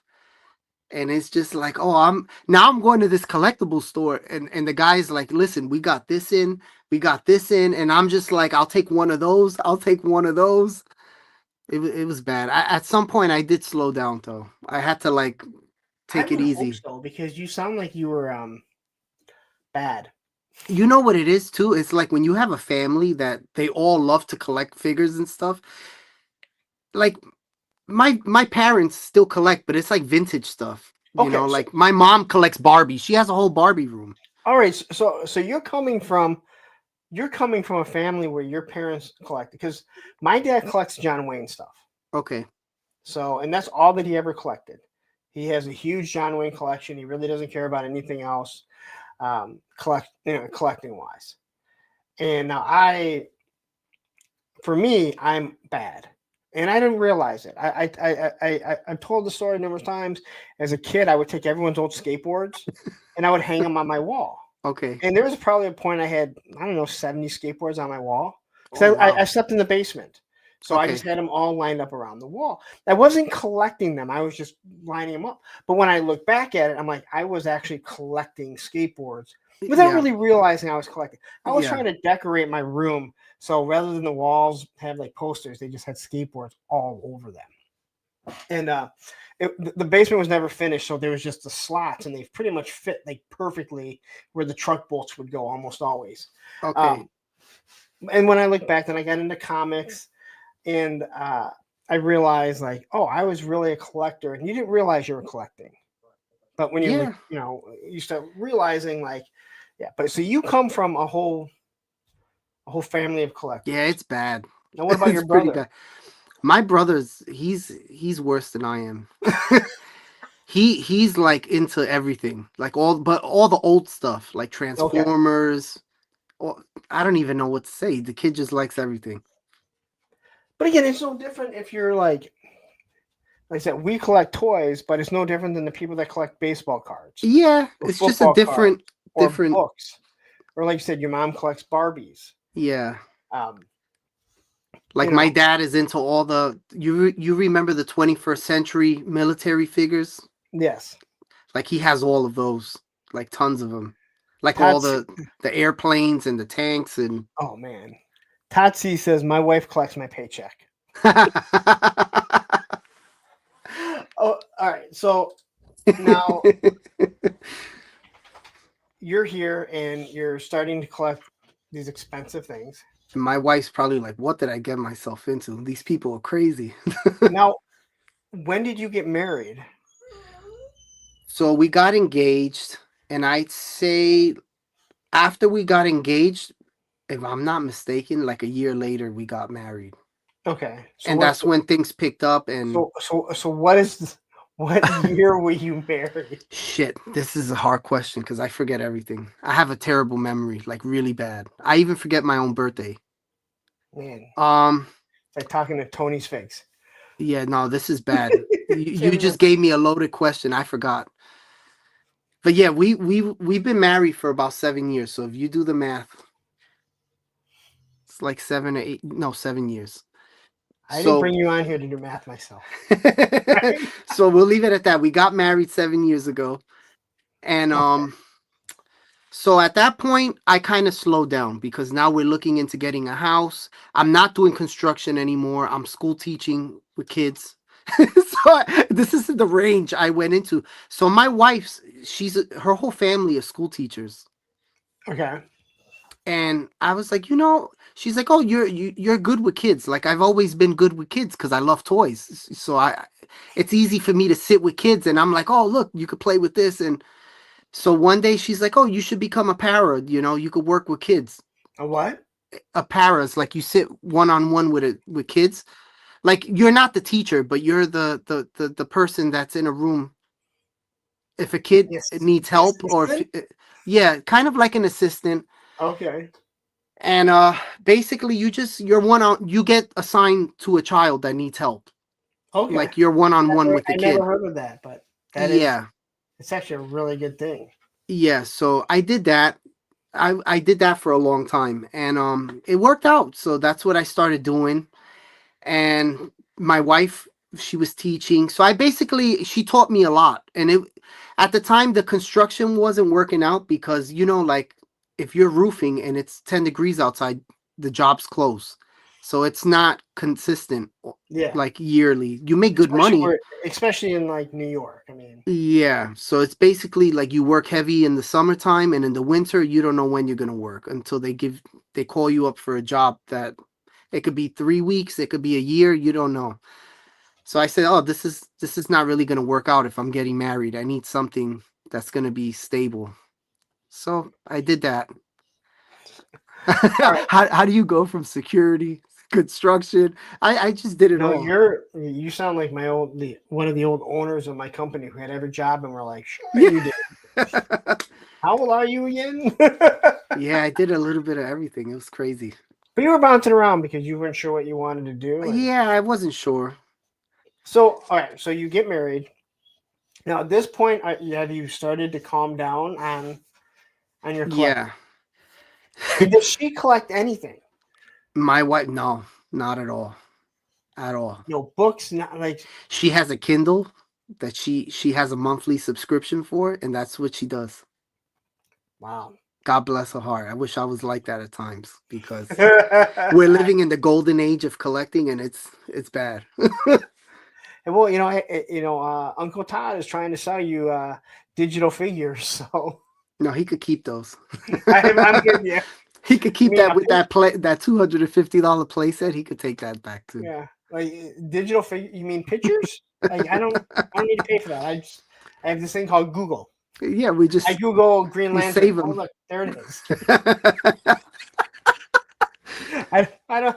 What are you trying to sell me on? I don't get it. Um, all right, so you get married and you the said you running the running joke there was we get married, things are picking up, and she's like, okay, we should look into moving. Let's try to get a house. And the joke was, I want a house with a basement because if I get a basement, I could turn that into like my toy room. And she's like, oh, okay, that I don't know. We'll talk about that. And get that. that's where I'm at right now. I mean that's what I assumed by seeing the drop ceiling and everything. I Yeah. assumed that was the basement, but not. It's weird because I live in Michigan. Everyone has, well, not everyone, but there's lots of basements. You talk to people in California, like we don't have basements, They don't have and basements. and Yeah. like why? Because we have earthquakes, dude. You put fucking houses on the side of mountains. You can't make a basement because of earthquakes. That's bullshit. In Florida too, they don't have basements. Yeah. Or the people in New Orleans, they're like, well, we live under sea level. Your regular house under sea level too. What's the matter if the basement is too? It doesn't matter. Like you're all getting flooded. It doesn't matter, right? And I don't want to Yeah. hear about it when you flood because you live under sea level. That's just stupid. The basement's been good to me. All right, hold on one second. I got to yell for my son Oh, it's cool. to let Roman out here.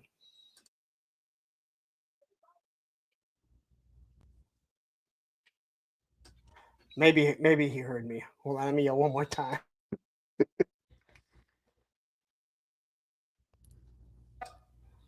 All right, no skunk this time, please. He let the dog out on Monday, and the dog instantly got sprayed by a skunk. Oh no. What kind of dog you have? A pit bull. You never seen Nice. Roman before? No. I Oh my have god. two giant dogs upstairs. Oh yeah. No, he's become like the mascot. As a kid, I thought it was cool. I used to love the movie Beethoven, and my dumbass bought a Saint Bernard. This guy's like a walking dinosaur now. I can't believe you brought up that because we watched uh the remake of it. My daughter and I watched the Okay. remake. Well, not the remake, the continuation of Beethoven. Okay. Um which was a good TV show. It was on like I totally forgot that we watched that. It was So stupid. I have a Saint Bernard, and then my wife fell in love with an English Mastiff, and I had no idea what kind of dog that was or how big it was gonna get because it was so little. And that dog is bigger than my Saint Bernard. So I got like these two giant animals walking around, eating my life away, and I gotta buy Pampers. Oh Lord, you could imagine. You know what? There's an Iron Man behind you. You can get rid of to buy some of that stuff. Hell no. When I die, my casket, I'm just gonna have all the hot toys. I told them just sew my hands together and just leave me. Oh, I love it. Okay, so you've calmed down on your collecting. Yeah. All right, thank you. So how explain to me like where you live because when I think of New York, I think everyone lives in apartments and in skyrise. But I've been corrected on that. When I was living with my mom, we lived in an apartment. Okay. Yeah. My dad had a house. I would jump back and forth with them. So she had an apartment, he had a house.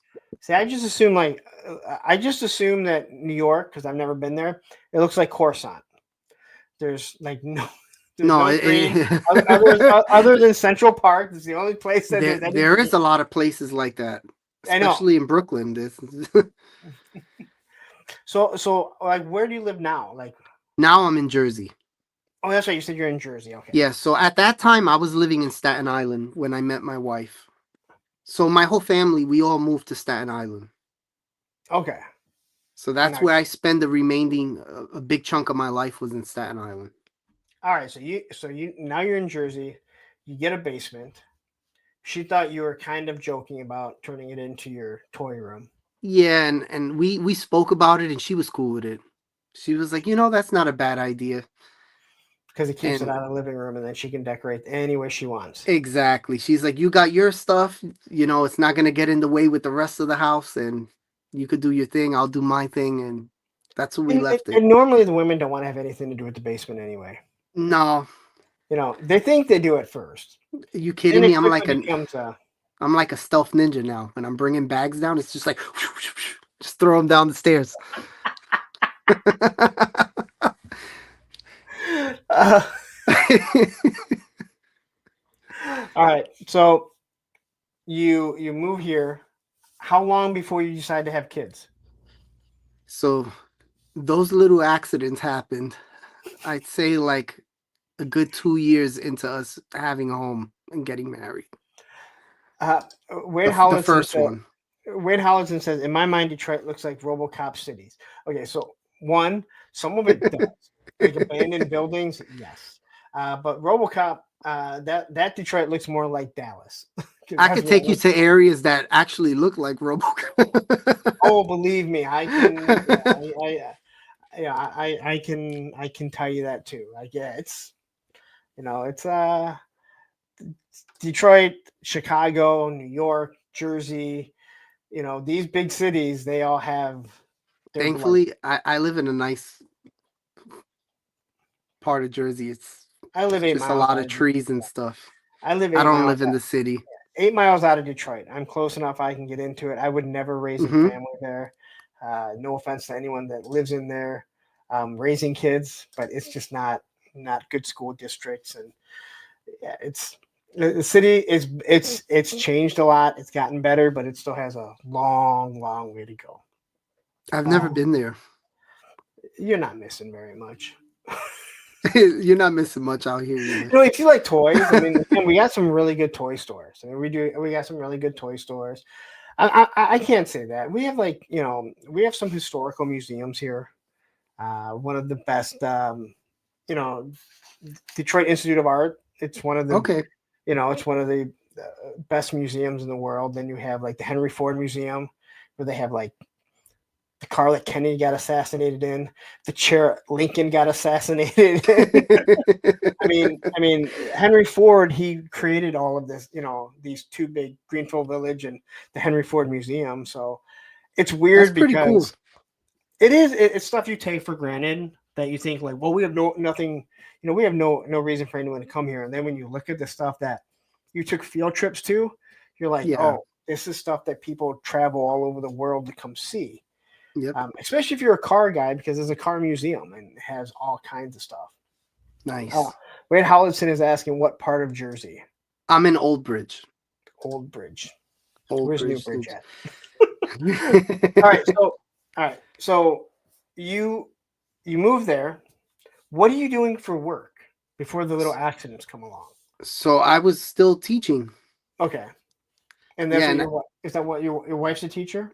now she's a principal. Oh, okay.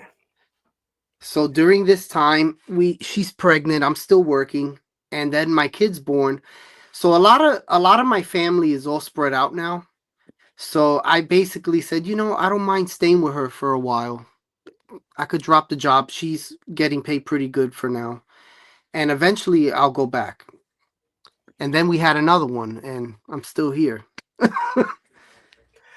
So when my ex, um, she was having issues with her work, and I knew she was going to quit because she had already wrote up her resignation if this guy came in. Well, of course she quit. This was a Thursday, and then Friday she was going to go out drinking, but for some odd reason she's like, I should take a pregnancy test, and she took the pregnancy test. I always tell everyone, take the pregnancy test first, then decide if you're going to quit your job. Yeah. But one of the things, kind of the same thing with you, was I said, I don't need to live, and I wasn't collecting at all at the time. Yeah. We're living in an apartment, and then we rented a place, and then I ended up buying this place. I said, even if we have to struggle, we don't need a lot. Like, I'm not one of those people that needs a lot, but I make decent money. Yeah. You know, if I can pay the bills and everything, and you can stay home while, you know, Andrew is, you know, little, I would rather you see all his first than some daycare person that doesn't care.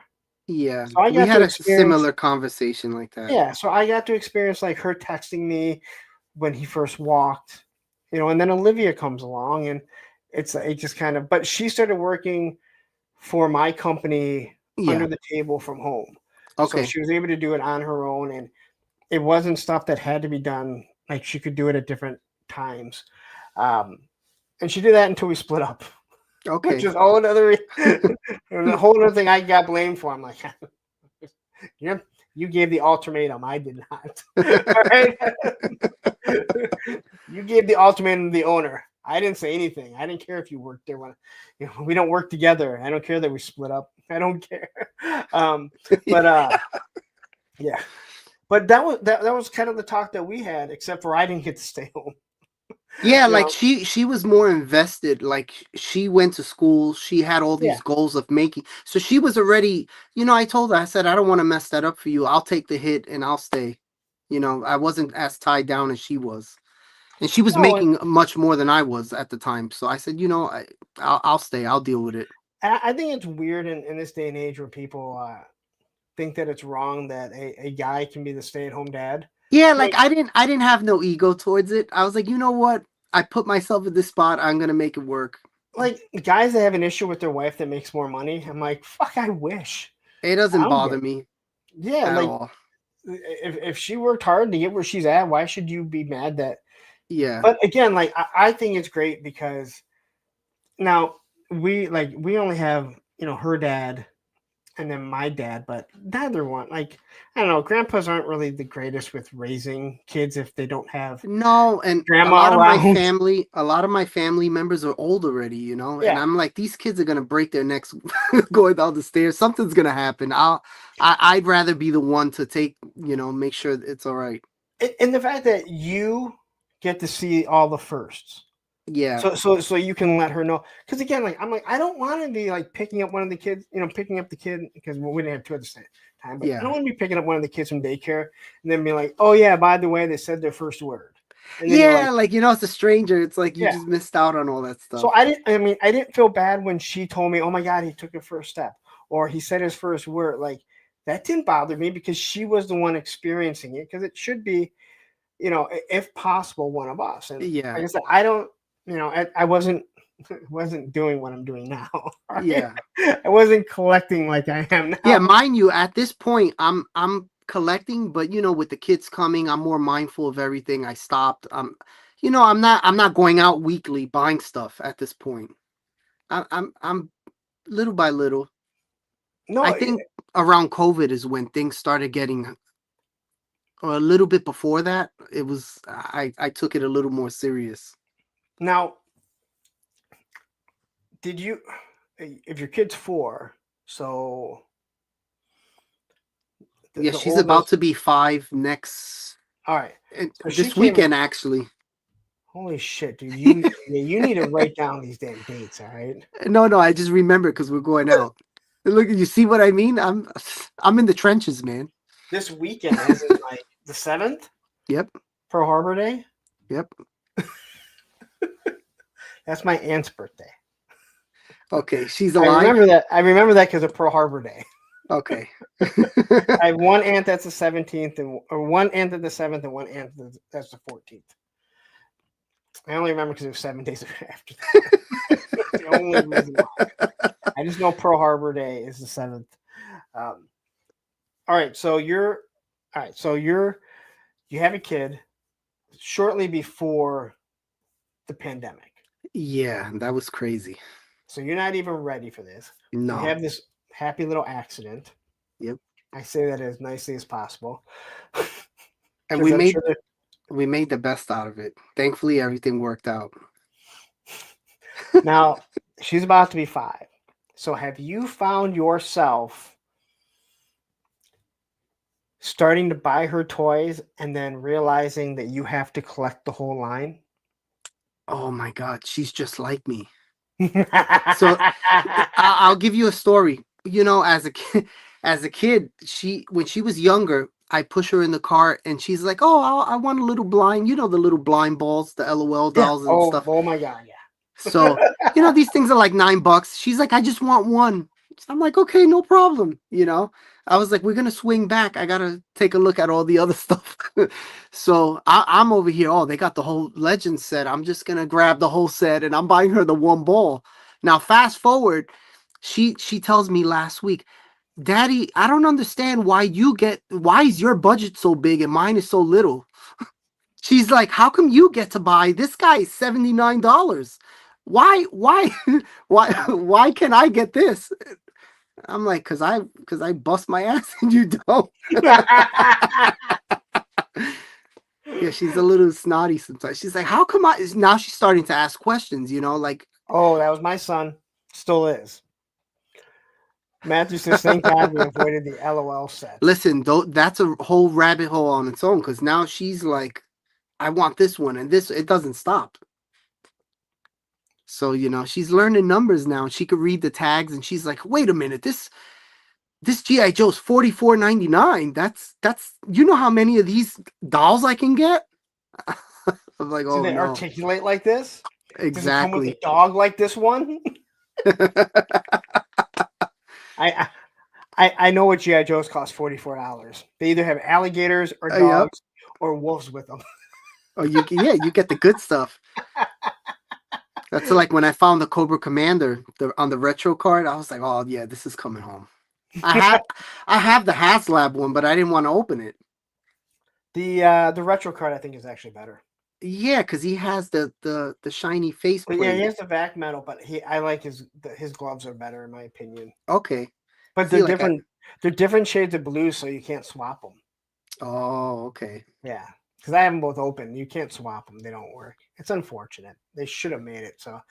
But I understand why they did it, and it does make sense. So my daughter, and I've told the story now a few times. My oldest. Now my oldest is from is my stepdaughter. I Okay. raised her since she was 5 years old.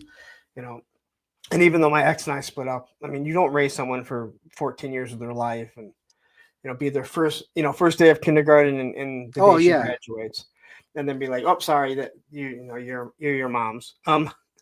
So when I met her, she watched like she watched like um uh, uh Justice League Unlimited and all that type of Okay. stuff. But I started buying her the Care Bears, and these things were only at Walgreens, and there was, I want to say, 9 Care Bears. I found 8 of them, and it drove me nuts because I could never find the ninth one. And I remember Susan being like, "She doesn't care." I'm like, "You don't understand. We There gotta are find 9 that of bear. them. We have 8."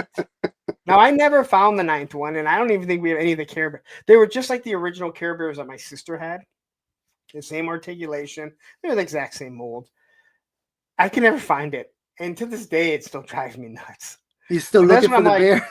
Yeah, collectors should not have kids because Yeah. if you're a completist, you're going to want to complete something. And my ex is going, they don't care. I'm like, that's not the point. One day, It's in their blood. It's one gonna day they it, might be like, uh, why do I only have, why do I only have 9 of the 10? And then you're like, son of a goddamn bitch. yeah, my daughter's like that now. She's like, "I need this guy. I don't have him. He's in the TV show. I don't have any of these guys." And I'm like, "Okay, let's go get him."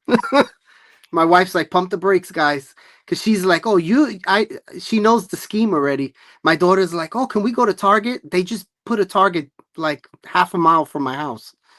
So she's like, "No, pump the brakes, you two, because the two of you get together." And it's like, Now, have you taught your kids, well, your daughter, obviously, your son's too young, that when you go to Target, Walmart, any place that sells toys, you go to the toy section first, and then you go look.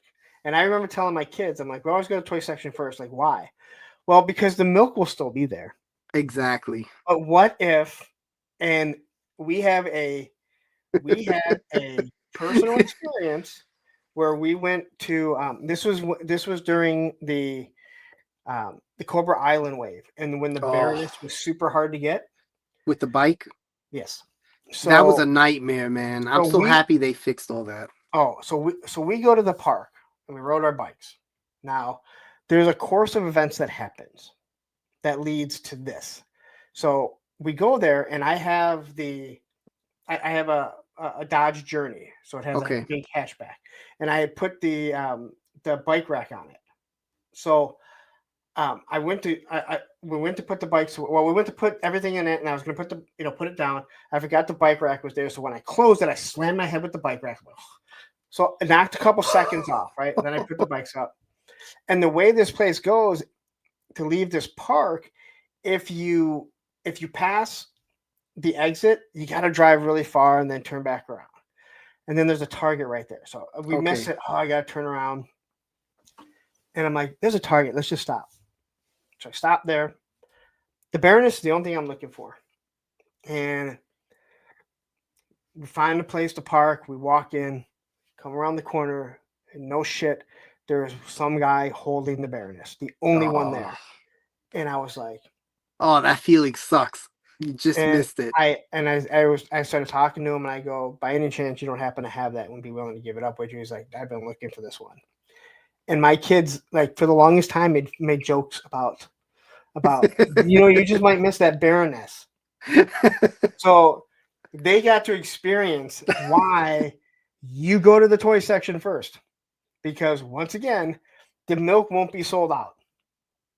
Eggs, That's a family rule. We go yeah. there first. Toilet paper might be. Who knows? We never know when it might be another pandemic and everyone has to hoard it. So I taught my kids at an early age, you go to the toy section first, always, because you just never know. Exactly. But you don't Especially want that nowadays. feeling of coming around the corner and some asshole is holding your Baroness. Listen, where we live is fierce because a lot of the workers take the stuff. Oh yeah. So like a lot of the managers at my Walmarts, they don't even make it to the pegs. Yeah, it's kind of funny how they say that's not true, but they definitely. I've recorded them doing this. Like Oh one really? day I saw I was with my kids and we're walking to the toy aisle and this guy's cracking open a box and takes out two of the chase figures from the wrestling box. And Oh, he throws it to the guy and he's like, put it in the back, we'll get it later. And I'm like, oh my God, it's real. They do this. And I, this, I've made friends with one of the workers once in a while, and I'm like, hey, he's like, yeah, these guys have like a whole system set up. Whatever's like hot right now. Tripwire says, I never put toilet paper on toys. You can always spread your cheeks in the shower. That's great. There is a reason why they have bidets, right? Yep.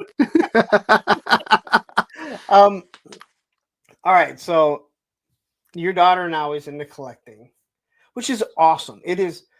My It's daughter loves. fun. Yeah, she collects Stitches. There's a Funko Pop store. I don't care what anyone says about Funko Pops. When you have a kid that's like, "Oh, we can go to the Funko Pop store. I'm gonna get a Funko Pop." Like Yeah, it's it's something. cool. It's cool, right? That's her I mean, thing. I don't need Funko Pops, but something she enjoys. But she enjoys anything Stitch, anything Lilo Okay. and Stitch. Her whole room, and she has the smallest room in the house. And I'm just like, you need to do something. They're just the Funko Pops are stacked up. The amount of Stitch stuff, it is everywhere. So we go there. There's like those blind boxes of Stitches, and she'll sit there and she's like feeling. There's bags and she's like feeling for it. Like there was one that she figured out what it Wait, was. you said Funko. You mean like the actual Funko store?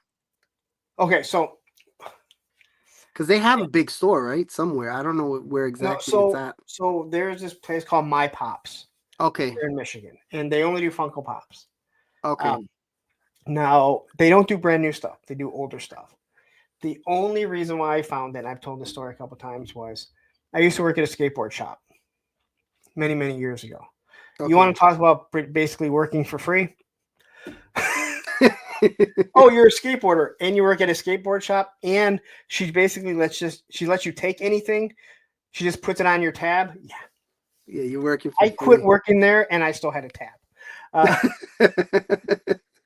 so I still look over there all the time, and like it's magically going to be like 20 years ago, 30, even longer, 25 years ago, it's going to be there. And one day I'm driving to a job, and I look over and I see my pop, collectibles. What the fuck? All right. So I go do my job, and it's the end of the day, and I swing by, and it's all Funko Pops, but it's in the exact same suite that my skate shop that I used to go Oh, to. it's nice. So it's cool because it's a collectible store. And I just told my kids, this was a few years ago now, I just told my kids nothing more before Christmas. Of course, here I find this. And I'm so excited to take them. So I drive home. I'm like, hey, you know what? Wrap it up, guys, and we're gonna go get something to eat, but we're gonna go somewhere first. And they were like, where? I'm like, just don't worry about it. And like as soon as like my daughter's like, Funko Pops. So we went in there and talked. I talked to the owner when I first went in there because I'm just like, man, I'm like, this was a skateboard shop that I worked at for years. Like I spent many days in here when skateboarding was dead. There were days that I sat there and not a single person would come in here. I play Wow. I play Nintendo 64. I brought in I played Nintendo 64. Um, and So it was just cool that like it was the same thing. I let them get something. So every time we go there, my daughter, she has this streak. We haven't been Yeah, there it's like actually a whole in a thing. few It's like months. an event you Yeah, guys do. but it's easy for me to grab her and take her somewhere. If I say, hey, you know what, let's go to Target. My daughter, she's 15. She still enjoys spending time with me. The 18-year-old, he doesn't give two shits. Like I bought like I put a roof over his head and I paid for electricity so he can play video games. He's happy. I don't even know if he's happy. He's content. He's content. you know so it's awesome having that collecting bond, even if it's something you don't collect, because I still look Exactly. at Funko Pops, because if I see a Stitch one, I look and I do we have this one, and then you have a Christmas or like birthday gift, right, that you Yeah. can just kind of stash, or when It's awesome though. I You know create moments like that because look when we were kids, just yeah. those simple things like that. You remember those things. Oh yeah, like I remember the first time I saw a GI Joe commercial, and I remember the first time I saw them at Sears, because Sears used to have a toy That's department. awesome. And I remember my dad telling me that I could get get two vehicles, you Nice. know, and I picked two vehicles, and one was one without a figure, one was the vamp with clutch, and I forget what the other one was that I picked. And he said, well, why don't you get that one? Because that one comes with a figure too. Then you'll have two vehicles and two figures. And I swear to God, it was honestly like the roof opened up, Yeah. and there's angels, and I'm like, oh my God, Dad, you're the smartest person in the world. I would have just had one figure and these two vehicles. Was Sears the store that had the cardboard cutout playset with the missiles? And I never had that yet, but it was, yeah. Okay. So And that they was had some exclusive vehicles that are that really was a Sears expensive. exclusive, and it came with the Cobra Trooper, Cobra Okay. Officer, and the Cobra Commander, along with that cardboard. And if you Damn, have that that cardboard, playset is going for a lot of money. yeah, if you still have that cardboard, other than Jeez. the gliders, it might be the most expensive thing, other than like the Defiant, just because of what that Yeah. is, having that complete in the aircraft What else carrier. they had? They had the Dreadnought vehicles, right? Was it Sears? They had the black and red.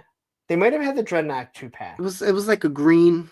One of the vehicles was green. I don't know if it was one of the Yeah, small it was. helicopters. Yeah, it was. They had the green. Okay. Um, uh, it was a vamp, a green vamp, and then it came Yeah, you're right. Yep, that's what it was. the green and blue, like, or teal ram cycle. Yep, yep. Yeah, the Sears Wish book. Oh, I would love if we had a time machine to go back to those times. Oh man. Oh yeah, because I would buy all of them and open Yep. one, Yep. and I'd be like, I'm gonna sell these ones in a few years. Yep. You look at Back to the Future, and he's talking about all the cards. You're like, fuck those cards. Right. Action figures, right? Exactly. What action figures do I have to buy multiple ones? Which action figure should I not decapitate? Oh, the whole Star Wars line? Okay. Right? Like what's a sealed snake eyes going for? Like a mint sealed. Oh, I don't know, but Sergeant Reds has uh, a the first mail away Duke. Oh, in an encased file card and everything, and I think it's $3,000. yeah. You see? And And that's not even like a sealed card. that's Uh, insane. yeah, But that's hard to get. but I don't even want that. Like I want my figures open. So Yeah, I'm I like would, that too. yeah. If I ever bought something like that, that's going to be something I'm never going to open, and Yeah. then it kind of defeats the purpose of having it. But at the same time, there is no way in how I would be opening a vintage Snake Eyes Scarlet, Storm. Yeah, at that point, if you have something that expensive, it's like, ah, Because if you bought that thing for, let's say it's $1,000, you have the $80 to buy the open one that's in good condition yeah, to go with it, right? exactly. That's true. That's true. At least for me. All right, so you have so you move here Yep. and you you talked about when the pandemic happened, and you said that's when you got into photography. Yeah. So I want to during talk that, about okay, go ahead. so I want to hear about your photography, because your photography, if you haven't paid attention to any of the stuff that Frankie's doing here, I do have the links to his Instagram and his YouTube. I don't do you put anything out on YouTube? I recycle like the videos I do on Instagram. They're on Okay, YouTube Shorts. all right. So both the links are in there. Please go over there and hit subscribe. The photography you do is amazing. Thank There you. are there's a Appreciate lot of it. good photographers on Instagram. Yeah, there's so many awesome people nowadays And that you're do one of them. this. Thank you. Leanne Hobbs, amazing stuff that she does. You do wonderful stuff. Uh, again, that's what I use for the thumbnail. So you said you didn't really get into it. Oh, and I'm sorry, and also Emerald Knight, because anyone that can make a Super 7 Ultimate look good. I hung out with him at Legion's Con. He's awesome. Yeah, I hung out with at PowerCon and Joe Fest. Yeah, I had he's great time. talented. Yes, and I talked to him about this, and he did the same thing. But he went to school for stuff. But he's just hey, you just start doing the lighting. And so, how did you get into this photography? And how did Okay. you get so fucking good at it? Because I'm always shocked. Because I remember the first time we talked was on man. See, this is my Italianness. The hands fucking going like crazy. It's Um, okay. um, the one photography, one of the pictures that you had when we were on Hella Dope Toys was like the box being thrown, and I'm always amazed at how you guys make something look like it's being thrown, and you're able to remove whatever it is. And I think you said that you used paper I clips. yeah, let me see if I have one here. So what I had, so this is like really bootleg. So I basically took a metal hanger, I cut it and I folded it. So it's round in the bottom. So you can basically prop anything, or like let's say that box he was Now, throwing. you I put know, mhm. with that you could have no kids too. Yeah.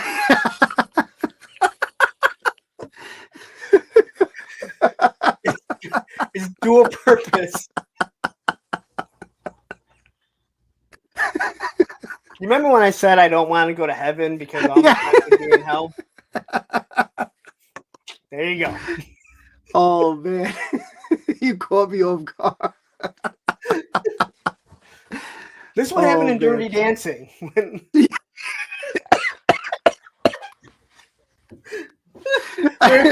33 people just went, I'm done here. So now that I've completely distracted you, tell me about this wire hanger that you use for and So not aborting babies. So basically you could have this, you could put a toy on it, like it's so hard to, Tripwire says, oh wow, my so the god, Toys for Tots was just a cover up. it was a cover. Oh my god.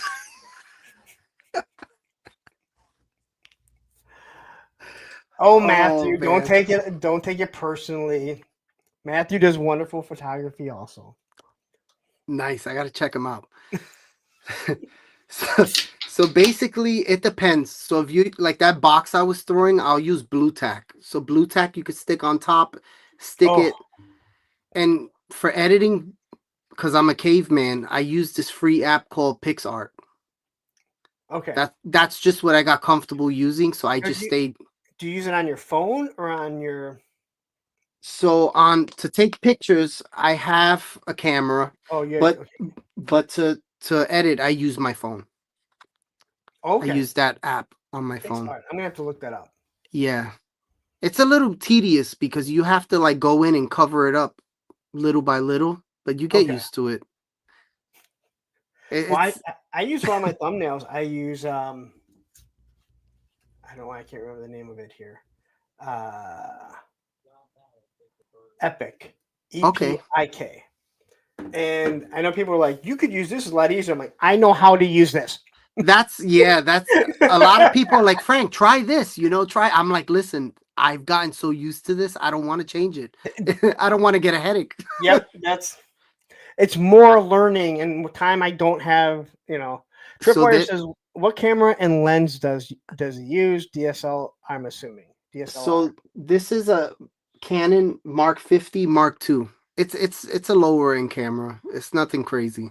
And for the lens, I use a 50 millimeter. Okay. And when I had Emerald Night on, and one of the things I said, I love that you on the second page of all your Instagram, you tell people exactly what you're using, the camera, the lens.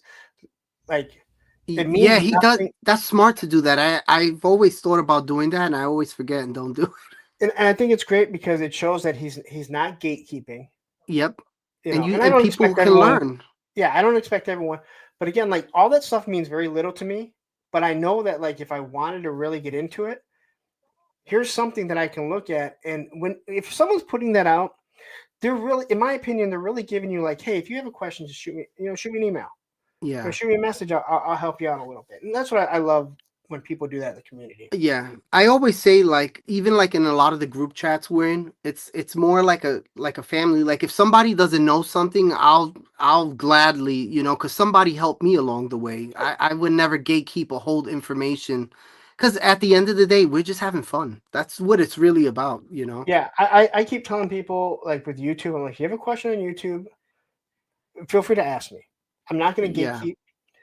And a lot of times, like, if someone's a friend, I'll shoot them. If I see them doing something wrong, and I hate saying wrong because there's different ways, but sometimes Hmm. you're just doing something wrong, Yeah. or you see something, a mistake, and you shoot them a message because just because it took me 9 months to figure out I was doing it wrong, why should I make someone else suffer? Just like, hey, just so you know, you can continue to do it that way, but if you Hmm. try it like this, it might just help out because I found this out like 10 months into doing this. Yeah.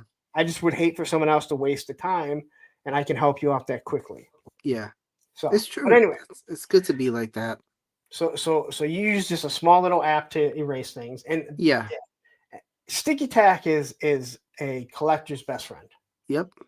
If you don't, Oh, but also real quick, that app you can adjust lighting. You can do a lot of things on there. So it's not just that. You could tamper with your photos a lot, oh yeah, like highlighting them and the Epic has all that stuff too, or all kinds of stuff. I okay. don't know if it has all that, but I don't like touching those buttons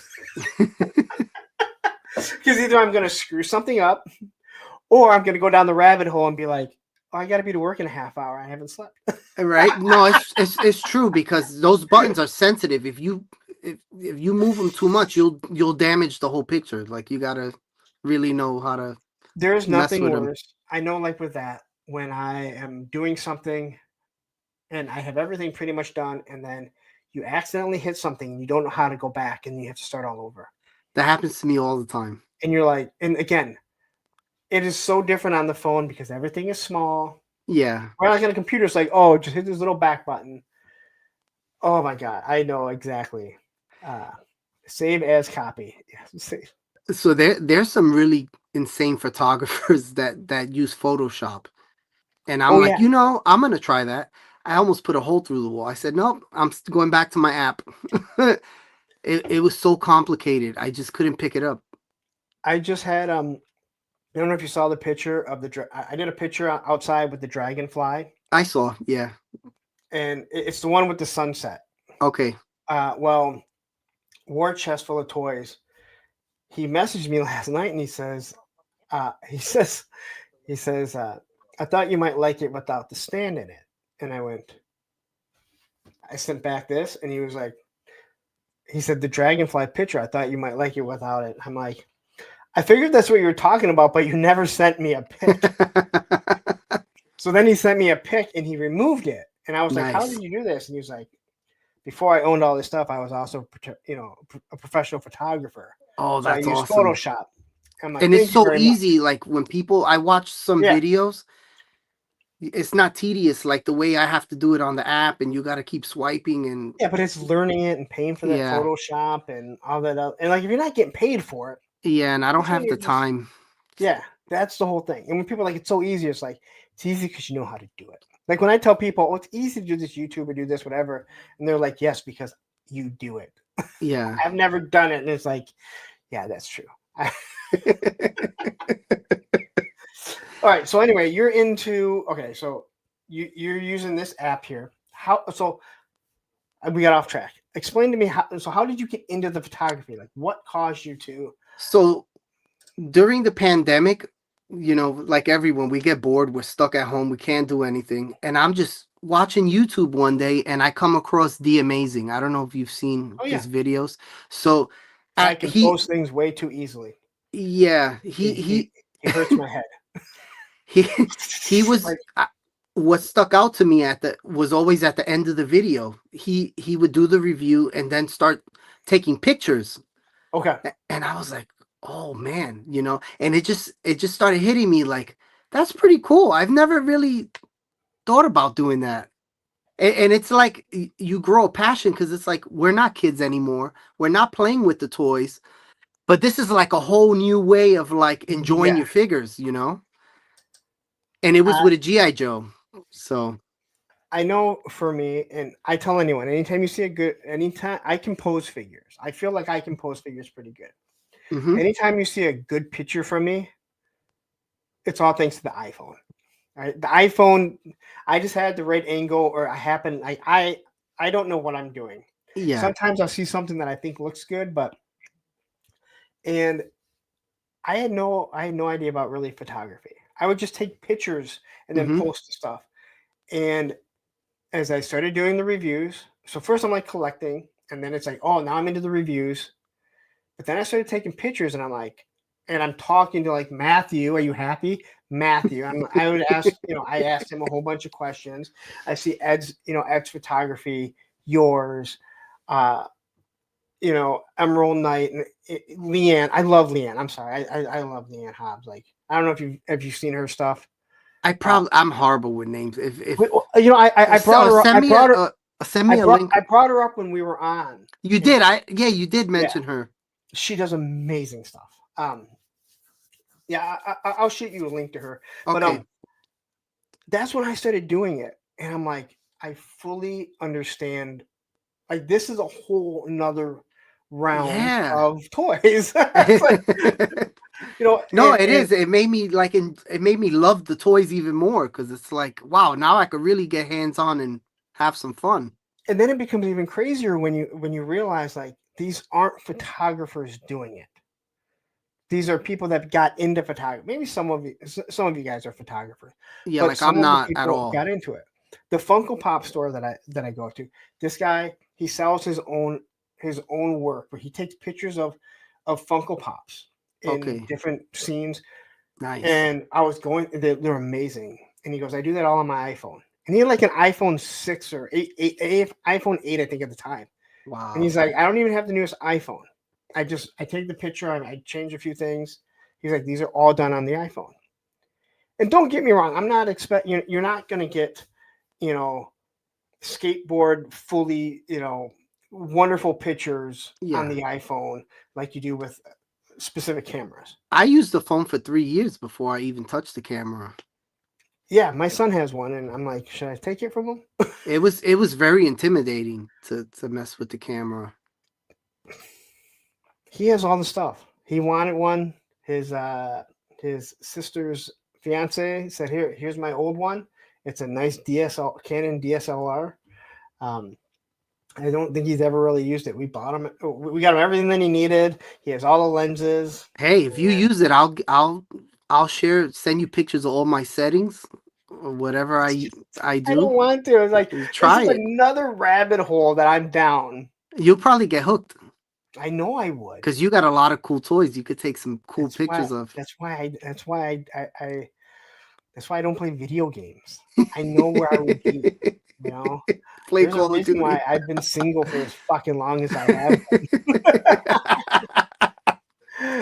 Radnam is checking in saying, "What's up, Larry? Hey, Frank." How's it Uh, going?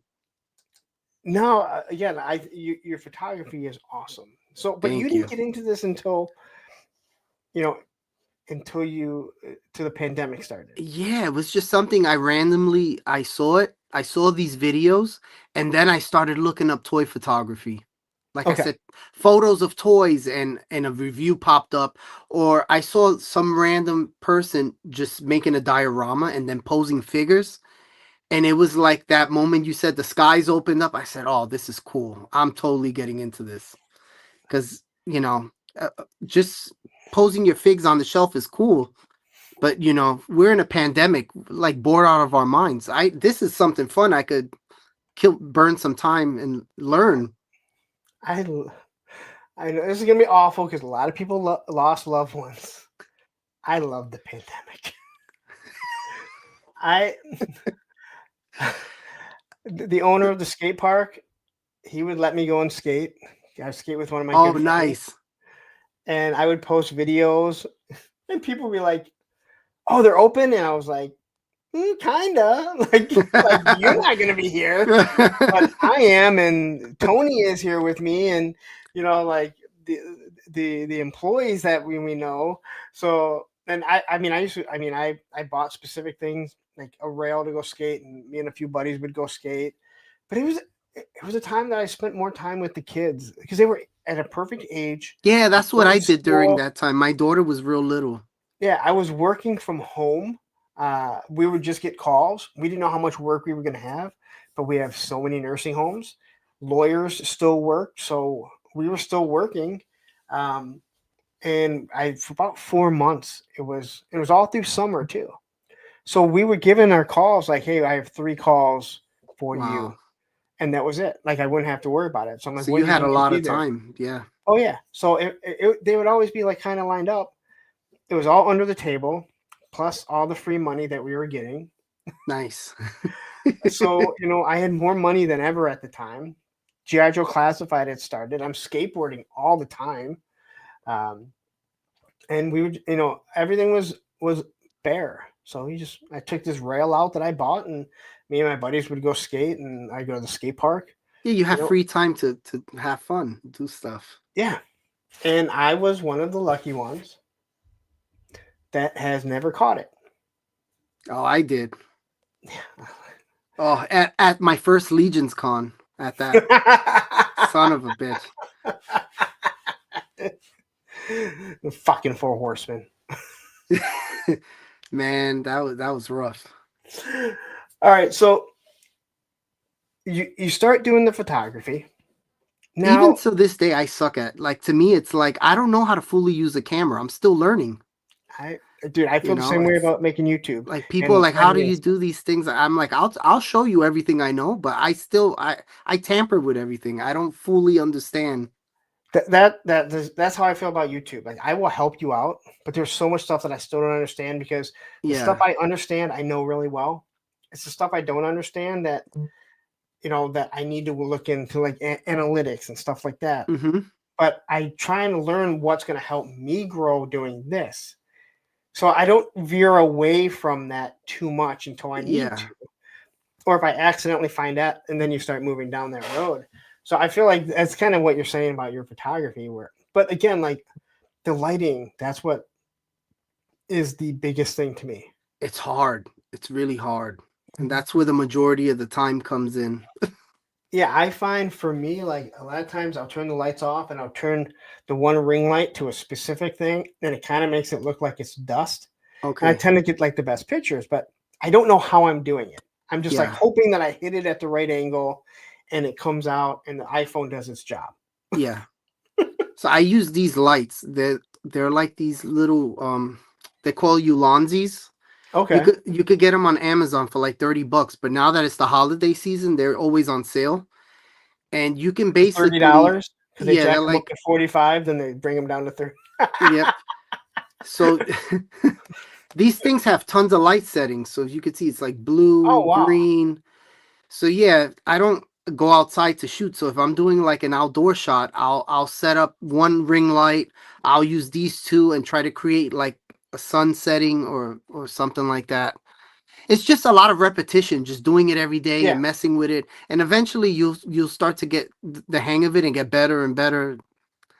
Because I sucked for a long time. It wasn't like I was great at it. And I think that that's one of the things that I have to say. Like I know people talk to me about YouTube or whatever, and I leave my original videos up because I want you to see how shitty they were. Not Yeah, that they're great now, but I want to see how because we all started somewhere. You yeah, know, we all started. We all started somewhere, and I want people to realize, like, hey, if you want to start doing it, this is how bad I was. So just know that over 3 or 4 years, you can get to be this shitty. You can be that shitty, but you can eventually move up to being just shitty.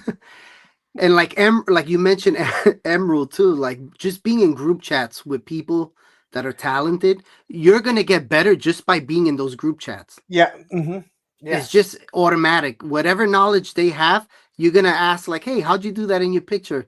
And we just bounce ideas off each other all the time. Like just everyone in general, and Yeah.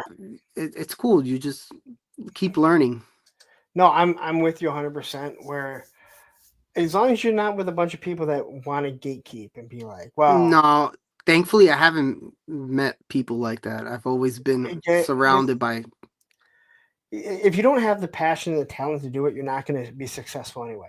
If someone has the passion and the talent, they're going to get to that point whether you help them out or not. Yeah, So wouldn't you rather be? I'm sorry, I would much rather help someone out in YouTube that's well below me, and I mean that in sub wise and views, and help them out as much as I can. And if they fucking surpass me, to me know that they're gonna be the ones going, hey, yeah, this guy Punk with Toys, he helped me out. Not, yep. hey, yeah, this guy Punk with I remember asking him, and he was a fucking asshole about it.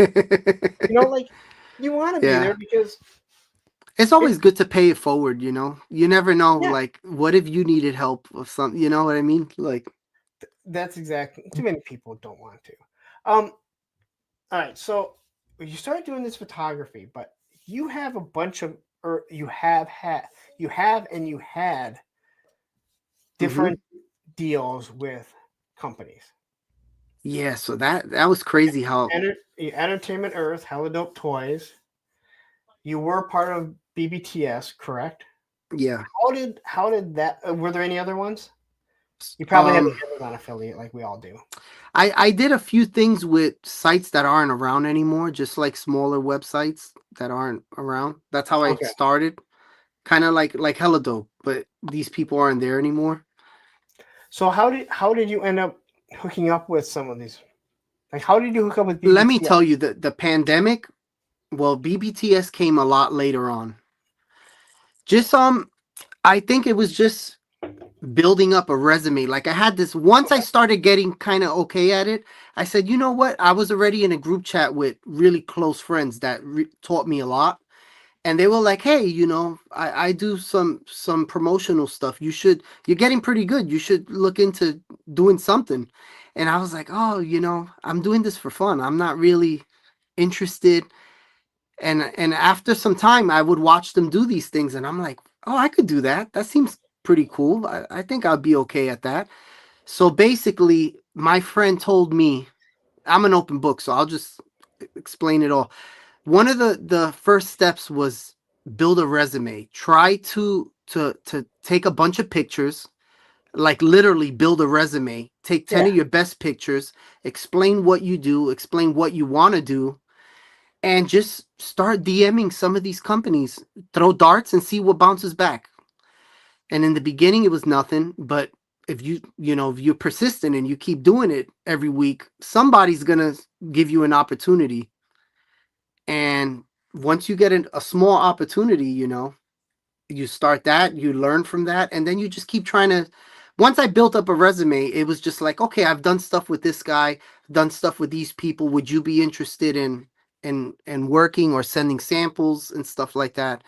And that just started snowballing. But a lot of that happened during the pandemic. Like my following went up. Everything just happened during that time period. So you were actively seeking out. You weren't waiting for someone to reach out to you. In the You were beginning, actively seeking out. yeah, Okay. I once in a while I send that resume over and say, hey, I'm interested in doing this. I don't know if you do this or whatnot, but if you do, I'm open to it. And it's a lot of no's, but then it once in a while I get a company say, hey, I don't mind sending you some samples of something. And I still sucked at the time, but I was learning Now, was this for reviews or just because of your photography? just for photography because at the Okay. time I never made a video. It was All right. just pictures. Now, what are some? Do you mind me asking some of the companies you've worked with? Yeah. So Fex Hobby is one I still do stuff with. I've been working with them for a long time. I don't know if you've heard of them. I don't know if they're in China. They're overseas. And Okay. they do a lot of diorama stuff. It's Okay. kind of like Lego kind of stuff, but for 1/12 scale. Oh, I have it. I Like have they I, have I have one okay. behind me. Yeah, so you know what it is. Did you get from So BBTS? They're on BBTS, right? yep. They have some really nice stuff, but they're expensive. As soon as you Yeah. said Lego, I was like, oh, yes. Like they got that Sentinel. I just did a video for that. It's like a giant X-Men playset kind of thing to put the HasLab Sentinel in. Oh wow, I didn't see that.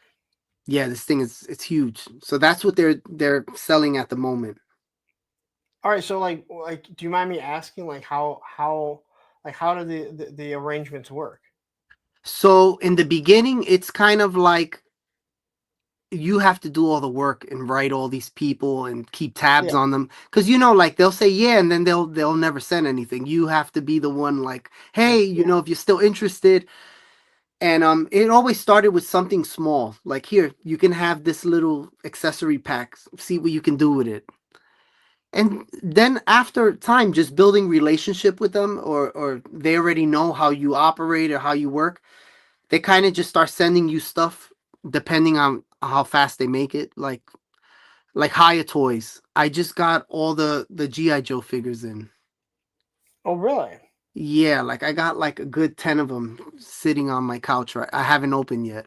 So they sent those to you? Yeah, so how could I explain? Every company's kind of different. So with Yeah, Hyatt, they basically send out an email once a month and they'll let you know this is a checklist of what we have for to have reviewed and you pick what you want to review.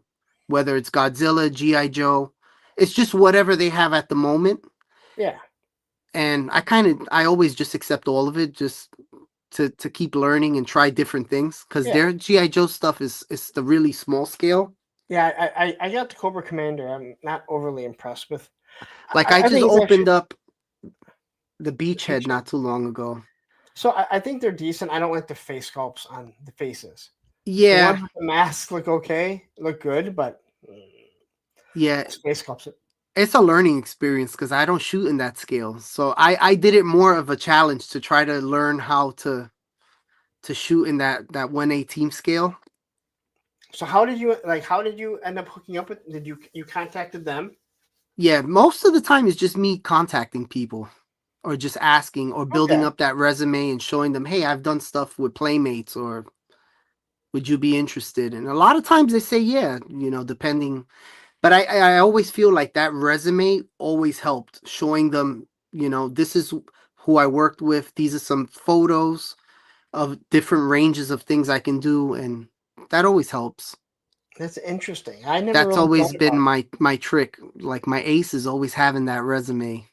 so I've never thought about reaching out to anyone and asking. Um, Yeah, but you do YouTube, and I've been learning these companies love YouTube. It's like it's YouTube and then toy photography. So if you're doing YouTube, you should definitely be. because not like I want those GI Joe higher figures, I don't want to pay the amount. I don't want to pay the price that they cost. You should hit him up. Hit him up. I'll be honest with you. All the stuff I've been able to accomplish has just been DMing these companies on Instagram. Really? Yep. And then they'll give you an email, and then from there you do business, and it comes off Instagram to the emails. And That is interesting. Now, yeah. have you had any of them? And I don't even know how much, if so, any that actually have paid you, or is it just all through product? So Hire Toys doesn't pay. A lot of the companies don't pay. Playmates, I've done jobs where I've gotten paid and jobs where it's just for product. Okay. So I've done some prototype stuff for the Playmates. You know the Stranger Things 2-packs with the Yeah. turtles, and I did pictures for all that stuff, and I got paid for it. I would assume that. Well, so if they were paying you, they were looking for specific photography. Yeah, a lot of the pictures were just like stuff like just the vanilla white backdrops they could use on the websites and stuff like that. But come on, you got to see that picture and be like, "That's mine," right? You'd be surprised. I've done some really cool pictures for stuff like that, and they didn't accept it. Yeah, but have you seen any that have your pictures? Yeah, yes and no. They'll put them up and they'll take them down, and they recycle things a lot. It doesn't make like you got to see them and be like, "That's my picture." Like it's got to make you feel good. No, it does, because it's like I have this mentality. I don't stop and enjoy. Like I don't take it all in. I just keep working. I keep my head down and just. I feel like you in so many ways with just the amount of videos that I put out. It's like, Yeah, you know how it is. It's a grind. It's a grind. It is, and that's what I say to everyone. I go, people don't know how much time I spend in this chair. At the same time, they don't care. And I could imagine editing these, doing videos and editing, and that's why I do as little as editing as possible, because I don't want to be here. Yeah, no, you can be there for days doing that stuff. I give you credit. Yeah, I talked to Ken Poe and how Toy Connections, and when he does his like histories, it takes him weeks to do it, and he does a wonderful job. And I'm like, how long does that take you? And he's like, yeah, it depends, anywhere from like 2 to 4 weeks. And then you got to write down stuff to say so you don't mess up. That's a lot of work. Yes, I don't write scripts. Everything is. No, but you're good at what you do. You're like clockwork, so you know what you're doing. Thank you. So, how did you end up hooking up with Hella Dope Toys? So Hella Dope, I hit up. Really? I hit up Hella Dope. I kept seeing them on Instagram, and then I didn't really know them. But then I started watching their YouTube videos, and I was like, oh, these guys are they're just like me. They're collectors. And I always loved that. They were always cool, just having fun all the time, joking all the time. I thought that was really cool. And I love supporting people like that, like the underdog. So. And again, that is, I don't remember how we ended up hooking up. And, I've talked to Ted about some stuff. Oh, look, here's Black Knight showing up right now. I talked to Ted. I talked to Ted a lot. I talked to Ted more than I talked to Aaron. And, Ted, I think he said he talked to you too, because he wanted to know about, what can we do to make this better? And he asked me about, Amazon and Entertainment Earth, who I also have affiliate accounts through. Mm-hmm. And I had told, I told him, what I get from, what I get out of it. Because he wasn't asking like what I get, but he was asking, like what do you get out of it? And you and I were talking about it before. Amazon, you know what? I put out the new G.I. Joe figures. Someone hits G.I. Joe, but then they're like, oh, I need a vacuum cleaner too. You get commission off that. Yeah. So it all adds up. Entertainment Earth, again, their biggest issue is, and they pay out really nice if you take a payment. They pay out really nice, way better than Amazon. I will tell you that much. Yeah, but nobody wants to order from them because they take so long, and I think a lot of that has to do with they're a distributor, so they have to ship that stuff out, and I fully understand that. You and I talked about it. We make out when those deals hit. Yeah. And you're like, hey, you have these deals. And if you use my code, you get 10% off on top of that. And once people look at it, it's like, oh, and $75 is free shipping, they're going to order $75. Mm-hmm. But the thing that I had told Ted is I said, I would much rather I would much rather be here in 10 years saying I was with Hello Toys from the beginning or close to the Exactly. beginning, and I've watched them grow, and I love the fact that I am one of the people that was there to help them grow Hmm. because they're friends of mine. I've met them in person. They're We've hung great. out. Yeah, We've I got to talked. meet these guys in person. That's been Oh, something I want to do. yeah, they're great. And again, I met them at PowerCon, over a year ago, and I really wish they would have gone to Joe Fest just to go. Not even. Hmm. And if PowerCon is again this year, then I'll probably go because it's a 4-hour drive for me. Nice. So it's not that bad, other than it's in fucking Columbus, Ohio. Uh,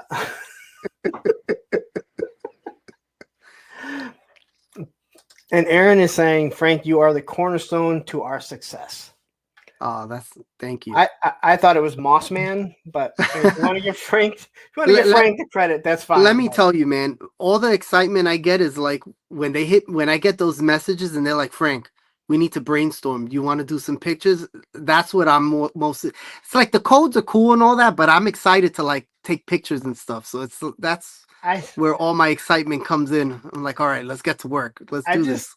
I just thought it was funny because when we went on, and I know they sent you the boxes to take pictures. They sent me the boxes so I could review them, but they wanted them in the back for like, and we're But on, you and they're took like, cool pictures, man. they're like, Frank, you just did such wonderful pictures. I'm like, thanks a lot, guys. I I'm glad remember. my pictures suck.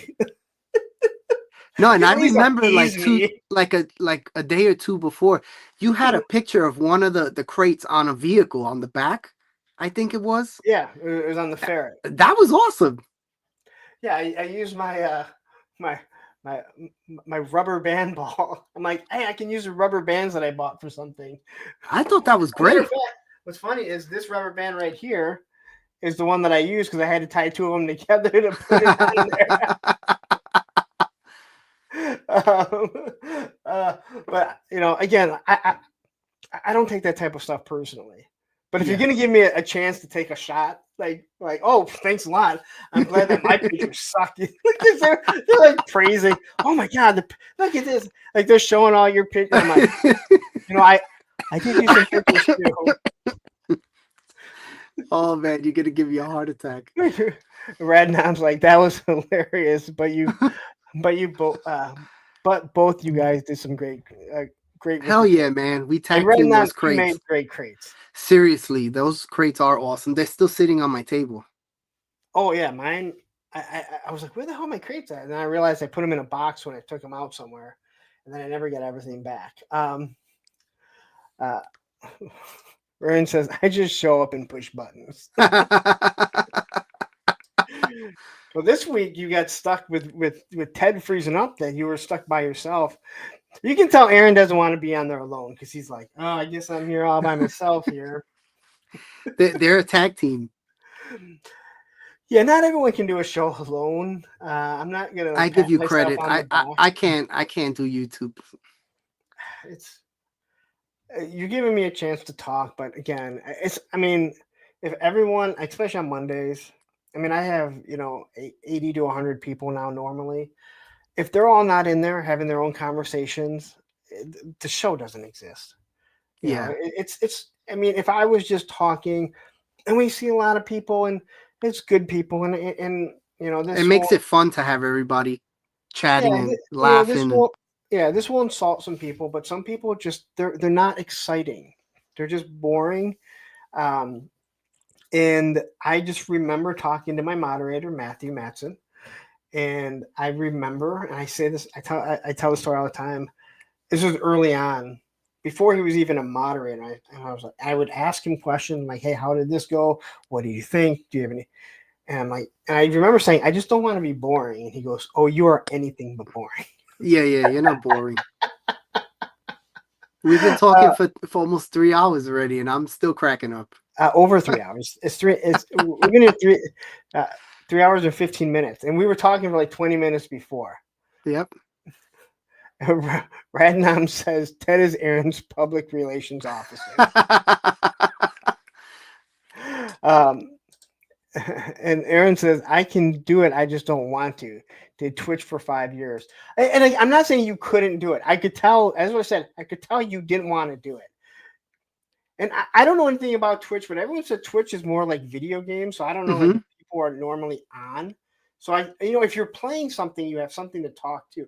It is difficult when, and again, they don't have slides. Like it's not like they're pulling up slides where when I first started doing it, I was pulling up websites. And Okay. then I remember when I first started doing slides, it helps you stay on track because once you're on a site, if the site has too many pop-ups, all of a sudden everything slows down, Yeah. or you get distracted by something else. When you have slides, you're clicking through the slides, and even though I may get distracted with the chat and everything, But it's you could get still back to the slide. yeah, it's keeping me, and there's a picture on there, so I am addressing something. But again, it is the people that are talking. Yeah. That is what is always and will always make my Monday night shows go. Um, and like this show here is about talking to who's ever next to me and getting to know them. Although I tend to tell more stories about myself than I ever wanted to, but I guess if the conversation's going and everyone's laughing, I guess. But it's to showcase someone new that's helped support me, and you know everyone that's in this chat, has done that, and they keep coming back for this shit show of mine. I don't know why. It's fun. It's fun. Well, I'm glad you find it fun. Is there anything else? Like, what do you have coming on? Do you see Um, anything in the future with YouTube, Instagram? Uh, can people. we talk about BBTS really quick? Yeah. So I did a lot of work for them, and they have a new agenda where Now, they what kind of work basically, did you do for them? Do you mind me asking? it was same like Hella Dope. You promote stuff. They send Okay. stuff once a month. They'll send a few items, and you promote it, whether through photography or videos. They never had someone tell me this is what we want you to do with it. It was kind of just you work your magic. You do what you got to do with it. I still have friends that work with them, and that's how I knew what the agenda was because Okay. they I saw the writing on the walls. They were changing. They wanted to change up a lot of things, and they basically wanted people to get more sales and hit a certain mark. So I kind of took it like they were gonna have tiers Like because Entertainment Earth does. yeah. If So anyone, do you have go Entertainment Earth, ahead. right? Yeah. So if anyone is wondering, Entertainment Earth, when you sell so much, like they'll give you more of a percentage, Mm-hmm.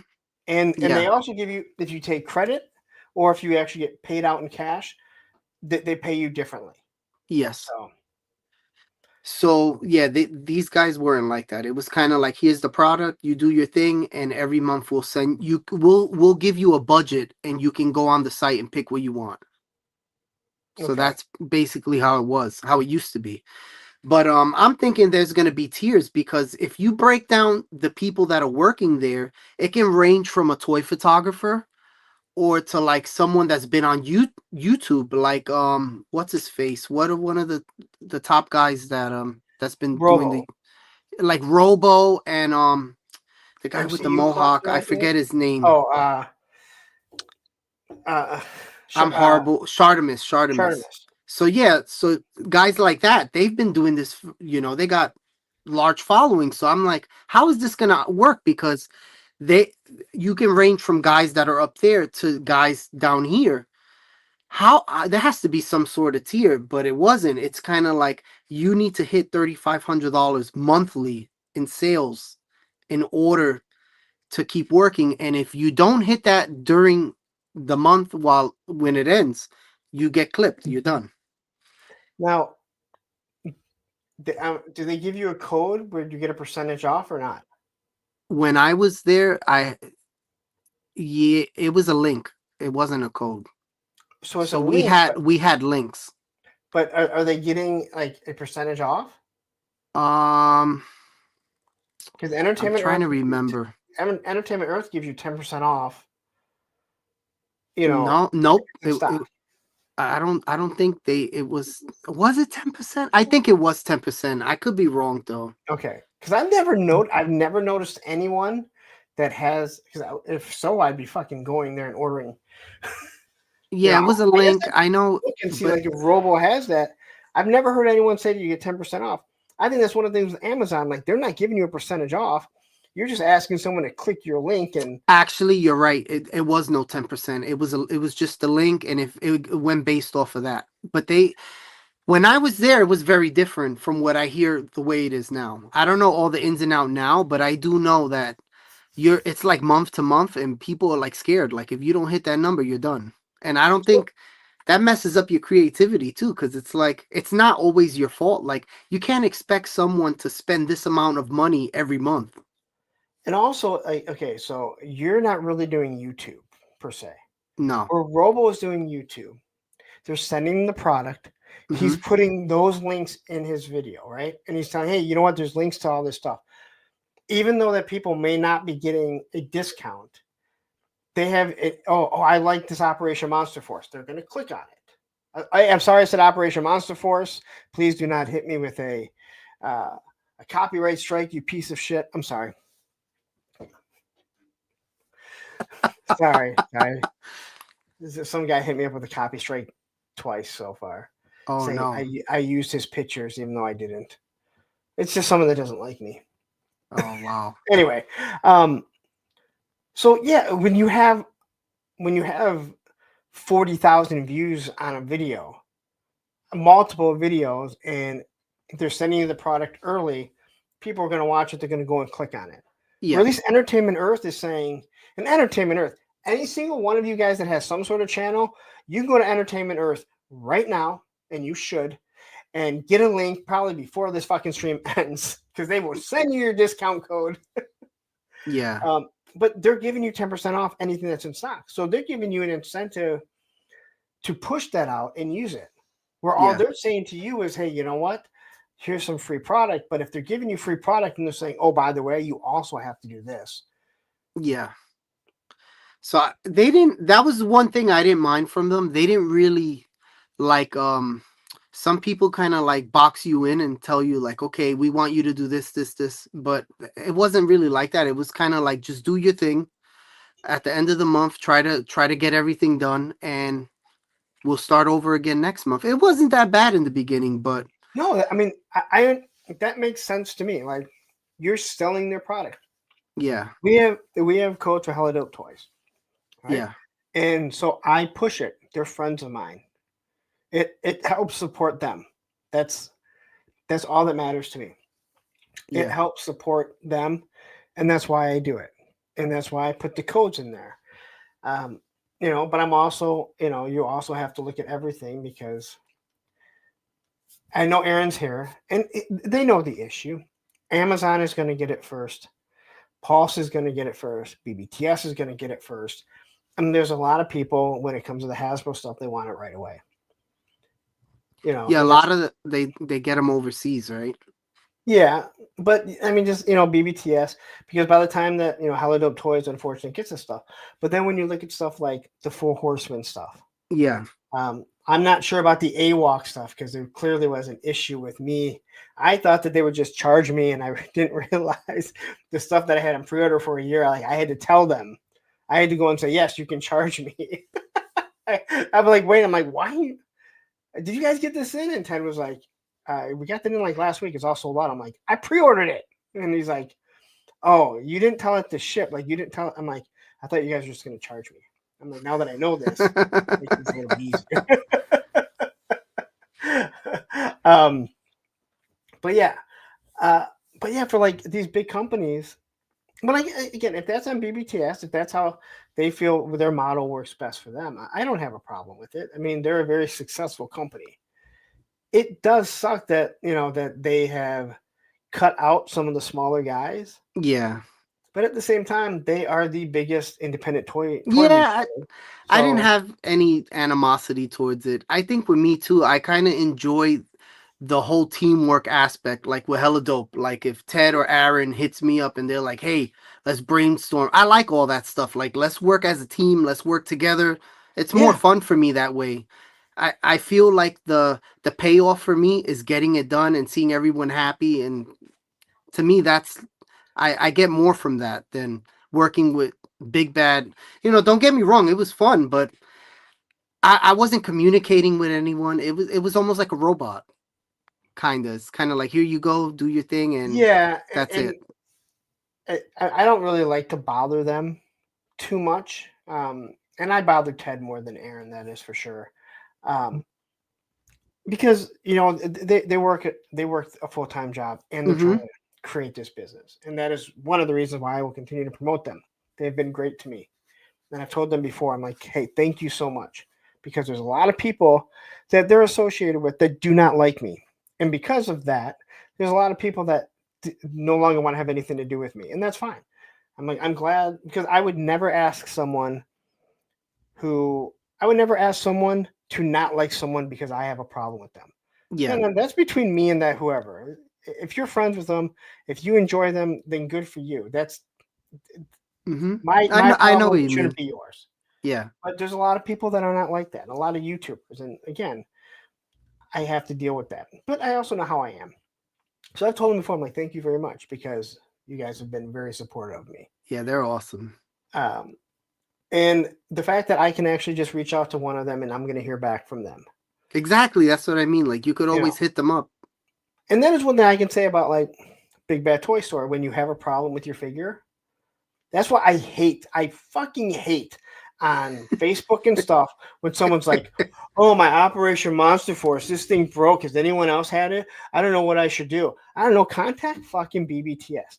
Guess what? There's a phone number, and someone will answer it for you, and they'll tell you take a picture of it, and then they'll probably send you out a new figure or a replacement part or whatever." I've never had to call Entertainment Earth. Well, I have had to contact Entertainment Earth about my commission, and it's not the greatest response. I can tell you that much. Okay. But they actually got rid of that. They got rid of that person. I think I know who you're talking about. Bethany. Oh, please don't open that can of worm.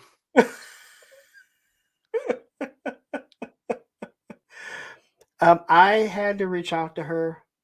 Oh my I gosh. didn't have commission, and I was like, "Hey, I just need to know, because I don't have a problem waiting to this date or whenever, but the last two I've gotten like on the first or second or third, but we're at like the 14th. When I don't. So she finally Oh, paid, and then I had an issue again, and I reached out, and they're like, "She's no longer here," and I was like, "Okay," and they're like, "We're looking into it right now," and the next thing I know, I gotta Entertainment Earth. I'm sorry if you're watching this. Um, they repaid me again. This okay. was like 4 months later. They repaid me again because clearly she had it logged in there. And I Okay. was like, now NECA would probably send me a nasty email and threaten me. But yeah, Send it back.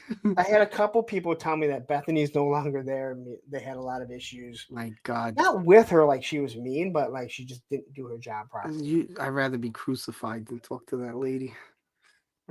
I didn't have a problem when I talked. No, it's just that she just never responded to anything at all. It's like, dude, like you're hitting me up like a month later, and you're like, "What's the problem?" I'm like, "Read your emails." Well, I think we've established why she's no longer there. God bless her soul, man. You have a better time watching paint dry. Well, she did give me paid twice, so Okay, at least you I'll got give that. her. But now I don't have a problem. Like, and I don't make a lot from. I do not make a lot, because every time I look at my Entertainment Earth orders, because we can see what everyone orders. We have no idea who it is. Yeah. Everything is back ordered because everything's on pre-order, and you're looking at. Yeah. Oh wow! Look, the $2,000 was ordered this month, but only $150 was shipped. And you're like, everyone's gonna cancel all those orders. You'll get it next year. Don't worry. Yeah, that's what Amazon. That's how I worked Amazon. I always looked at Amazon with all of our pre-orders as this is something after I've been doing it a year and a half, that this is when it's going to become substantial, because these pre-orders that are 6 months to a year away, they'll start hitting. Yeah. And that's kind of what it's been doing for me. It's always good too when you have like the Black Friday sales, or when they're doing some of these deals that they got going on. That's usually when you start to get like an increase. Yeah, and I mean, if you've ever watched, especially on my community tab, I'll post when like new figures come out or whatever. Like when new figures come out, I'll post links for Amazon, Hella Dope Toys, and Entertainment Earth. And then people will be like, BBTS also has that. I'm like, I understand, but I don't get anything. I'm already doing the work for you, okay? I'm not going to do the work and not use it to help me. It's your freedom to shop where you want. I'm just Don't shoot the messenger. I'm telling you, hey, if you go to Hella Dope Toys, you're going to get 10% off. You might just wait a little longer. If Entertainment Earth, if it's in stock, awesome. If you're going to Amazon, make sure you order your fucking vacuum, the new blender that you needed.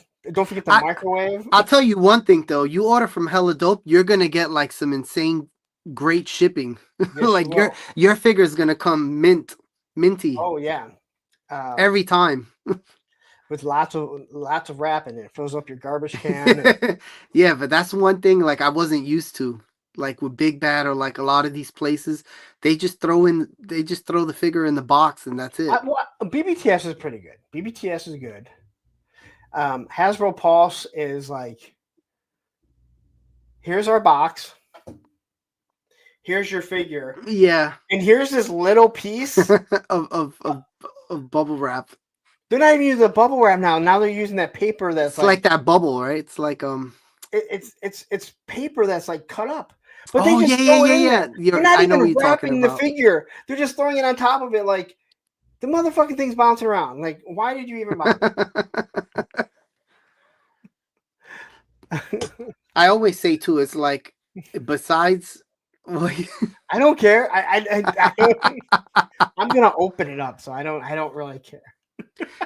But besides you getting your package coming in one piece, you're supporting good people, and I feel like that's the most important thing. Okay, wait. Radnam says, I'm not going to say anything about Bethany. I definitely didn't have any of those exact same issues at all ever. Just say. God bless us. Because Radnam used to have an Entertainment Earth account also. Okay. Bethany. And I've talked to him, but they've changed some of the deals, like some of the. You made my neck hair stand up with that name. Oh. I believe the only reason why I really was able to think of her name was because of Aaron's wife. That's why. Okay. His wife's name is Bethany, right? Yeah. I'm not wrong. And I was like, wait, Bethany is. You're not married to the old Entertainment Earth person, are you? Because if it is, Bethany was a wonderful person. Right? He says maybe. Oh man, we love you. Honestly, I cannot believe I actually pulled the name out and was right about it. But the moment I said it, I saw your face and I went, yeah, you got the name right.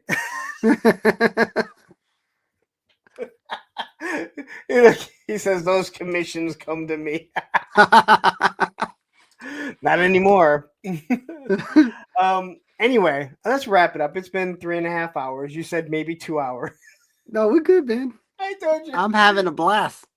I'm glad I don't work tomorrow. When I first started doing this, I was like, hour and a half, 2 hours talking. Then it started turning 2.5. Then it was hitting 3 hours, and I was like, holy shit. Now it's a party. Oh man, yeah, it's crazy. He said it was fun while it lasted. I'm just glad I was able to pull that name out, and your face was like, oh my god. And then we have Radnam here like, I know. So she must have been there for a while, not doing anything. Yeah. Oh God. I'm trying so hard not to say anything. So is there anything else that you're coming on the horizon before we wrap this up? No, just the same old thing. You could catch me on Instagram posting videos and pictures all week long, every week. I Yeah. actually just did a picture for Hella Dope. I bought one of the wrestling figures from them and I posted a picture today. So Oh, that's something new everyone could check out. yeah. They probably shared it. They don't share my pictures when I get stuff from them.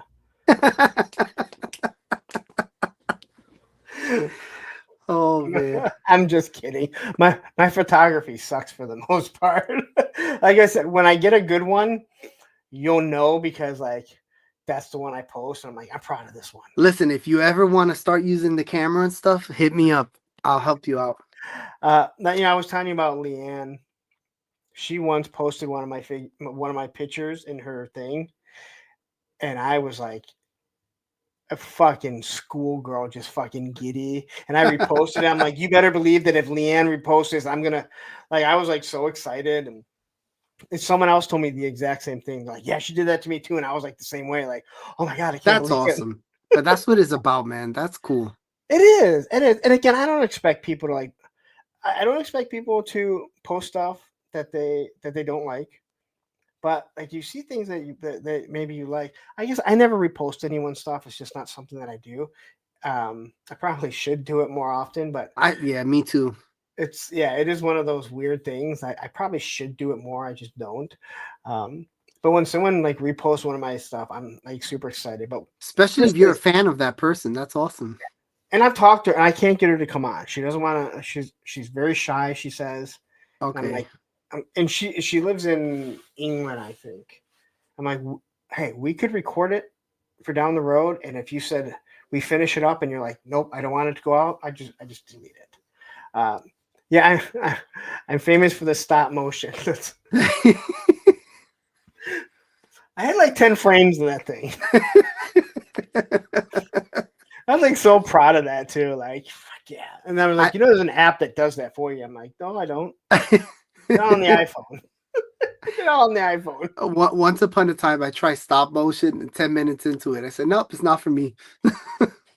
Uh, the the one that I did was very, very I think it was enough for me to be like, yeah, I love that people do this. I'm gonna love it from afar. Yeah, me At too. least Like for right now. you see those Mezco videos they post with the stop motion with the toy. That must take months to do some of Well, those videos. when you look at how little they move in each, and you're like, Yeah, it's like yeah, I moved 50 my figure shots like, just to get the arm to. yeah, I moved my figures about 3 inches between each each each picture. All right, it's good enough for me. Well, Frankie, I want to say thank you very much. I don't even know if we ever talked about anything that had to do with your life per se. We went through it, but I don't know what we got through. We talked about placentas. This was awesome.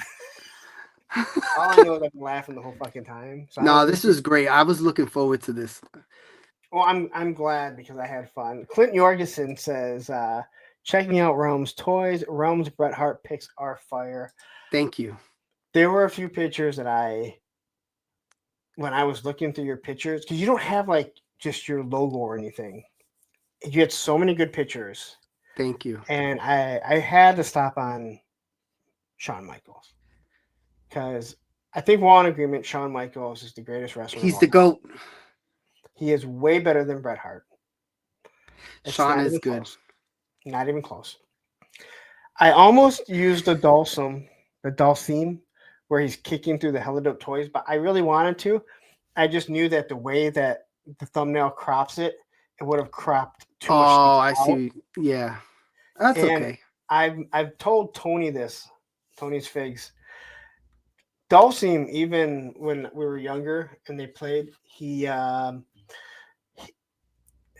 creeps me out with the long limbs. So you'll never see my Dulcim with the long limbs on, and if I do, it'll be just a couple pictures. But I for took some them odd off. reason, what? I took them off. I have them sitting down somewhere. So he's just with his red. But that picture that you had kicking, it looked so awesome. Thank you. Oh, look at Clint is saying unsubbing from Realm and Punk because obviously he was trying to say your Bret Hart pick was fire. Oh, okay. You know, the one I was about to use was Shawn Michaels posing with the IC belt in front of Diesel. Okay. But then it bothers me that Diesel was the champion and that Shawn Michaels was the Intercontinental champion. If you like Shawn Michaels that much, stay tuned because I'm working like a whole gallery of like the WrestleMania exclusive that just came out. I love that you're doing. I love that you do this photography of things that have happened. Yeah, I'm gonna try to work like scenes from the match. I'm gonna watch the match and try to recreate some of Because it. So I mean, I wanted to do. I want to do some sort of pictures like that, and obviously not with wrestling because I'm not a wrestler. But like, I tried. I took the picture, and it was. I forget who it was, but it was was it one a of. Joe? I think it was maybe Serpentor looking up at the um, Frankenstein's creature, Oh, that's and cool. I wanted it to look. Whoever it was looking, I forget who. I took the picture. Whoever it was, I wanted it to look like Hulk Hogan looking up at Andre at WrestleMania 3. Oh, But okay. then I realized like I got to do something with the background. That's what I was missing because he's just so big. And even though Serpentor is big, like people don't realize Hulk Hogan was like fucking 6'8" and he's looking up at Andre the Giant. Yeah, Andre was huge. And so you don't, I mean, you don't realize how big 6'8" is till you stand next to someone that's 6'8", and you're like, and not only just like some 6'8" basketball player, but some guy that's almost as wide. Yep. So, but anyway, I'm gonna get out of here. I'm gonna let you go. Frankie, thank you so much for joining me. I had a blast. Thank you. It We got was to do some. awesome. We got to do some more stuff together. Maybe we do another show on. Um, uh, Clint wants you to do Sean's Playgirl pictorial. I could probably pull that off too. Let me stop. Wait, Manhoser says I just woke up from a nightmare where someone made some crazy shit about Shawn Michaels being better than the Hitman. Dude, he is 10 times better than Bret Hart. He's not only a better wrestler, You're gonna he's start by a riot. far a better talker. And also he can do specials. Like he can actually work like a hardcore match and make it look good. Bret Hart was a great technical wrestler. Yeah, he was. But goddamn, you give that guy a microphone. His it's just that his career got cut short too, and Shawn Michaels just kept going. Well, Eventually, Shawn when he Michaels came almost back, got cut short. yeah. Maybe on his own. Maybe not. Who knows? Shawn Michaels is one of those people that when you see how he is now, you say he's one of the people that really did learn. He realized he was an asshole. He doesn't try and hide it. Yeah. He's like, I understand why people hated me. His Like work spoke for itself though. The guy, he could work with a broomstick and, yeah, and have a good match. he's made a lot of bad wrestlers look good. Yeah. And Bret Hart has too. I mean, I don't want to say anything, but you did like when you see like one of my favorite matches is Bret Hart versus the British Bulldog because I like the British Bulldog and he beat Bret Hart for the IC title. And took his But sister.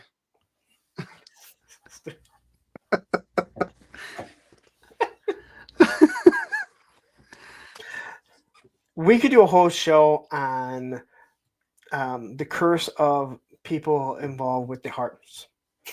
Oh my god. Because there is so much from Yeah. Owen to Brett Neidhart. He's the only one left. Brett? Yeah, they're all passed. Yeah, of wrestlers, yeah. Pillman, That whole family is just him. Benoit. I mean, I know Benoit trained with them. But I'm just like everyone that's involved with them. But even when you look at the Hitman, he suffered from Bill Goldberg. Yeah. And again, he does have an ego that just like, all right, Brett, okay. They ask you what the top 5 wrestlers are, and then you're like, Well, if I have to take myself out, like, oh my God, why would you even say that? Have you seen that clip? I never saw that clip. Someone asked him, like, who do you think the top 5 wrestlers are? And he's like, well, excluding myself. And it was like, and I sent it over to, you know, Ken Poe is, right? Toy Connections. No. Okay, Ken's in Canada and Brett's like I sent it right over to him and he was like, man, he's like, he had to say excluding myself, like, oh my, you don't say Yeah, that you don't right? gotta say all That's that. like someone saying, hey, who are your favorite YouTubers? Well, excluding myself, I really like. You just automatically exclude yourself if you really do think you're that good. Just don't even say it. But he did put Shawn Michaels, I believe, number 1. Oh, did he? He, you know what, I mean, I've listened to him numerous times and he admits that, like, Shawn was easy to work. Everyone that's ever worked with Shawn Michaels did the same thing, other than Vader. Other than when he kicked the shit out of his head.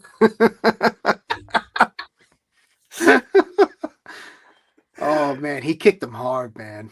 Yeah, Vader really pissed him off. Yeah, he squashed his career, sent him right back to WCW. Isn't that bad to think too? Like, and like Shawn even admits, like, that he's not a tough guy, and it's like, Vader, dude, have you looked at yourself?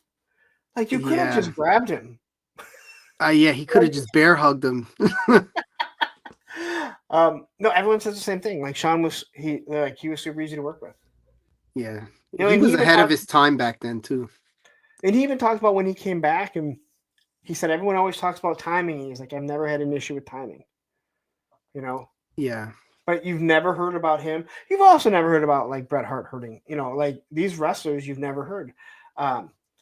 You know, like, you never heard about Benoit hurting anyone until, well, you know. Yeah. Remember what I said about not making it to heaven? Yeah. Well, once you said that, I said, oh man, he's going there. I went there somewhere else. I was in the chat and they were like, that's just not cool. We're not going to. I'm like, I'm sorry, man. I'm sorry. I don't know that. I mean, it's awful. And if it happened to my family, I would be absolutely devastated. But I don't know anyone here that knows any of them. But again, I'm not the one that murdered my child and wife. Yeah, that was. I remember when that happened. That was crazy. Oh, I remember. I remember that tribute and everything. That whole, and then it was like right after, yeah. Yeah. Allegedly, yes, allegedly, like OJ allegedly. Yeah, I actually heard some stories. People were saying that they found out he didn't do it. There are some people that don't want to admit it, and they're just like, "Oh, well, we think this happened," and there's people that say Kevin Sullivan did it. Like, he just passed. He just passed away not too long ago. Have you looked at Kevin Sullivan? Is one person that thinks that guy could have come in there and beat up fucking Benoit? Yeah, he was already older too. Yeah, and Benoit was like a legitimate, like, freak that knew how to. I mean, they learned how to wrestle in the dungeon. Yeah, those guys were tough for real. Yeah, so you know. But anyway, let's get out of here. All right. Thank you very much. Thank you all for tuning in. I know you guys have all been here for almost 4 hours. Frankie, we're gonna have to do this again. We should do a wrestling show. No problem. Get everyone Let's do it. Talk about some wrestling. We'll talk about all the awful things that wrestlers have done to other people. We can talk about not Ricky Steamboat. Ricky Steamboat's a saint. Superfly Jimmy Snuka, how he murdered one of his girlfriends. And we can spend a whole hour on Vince McMahon and him shitting on girls' heads and stuff.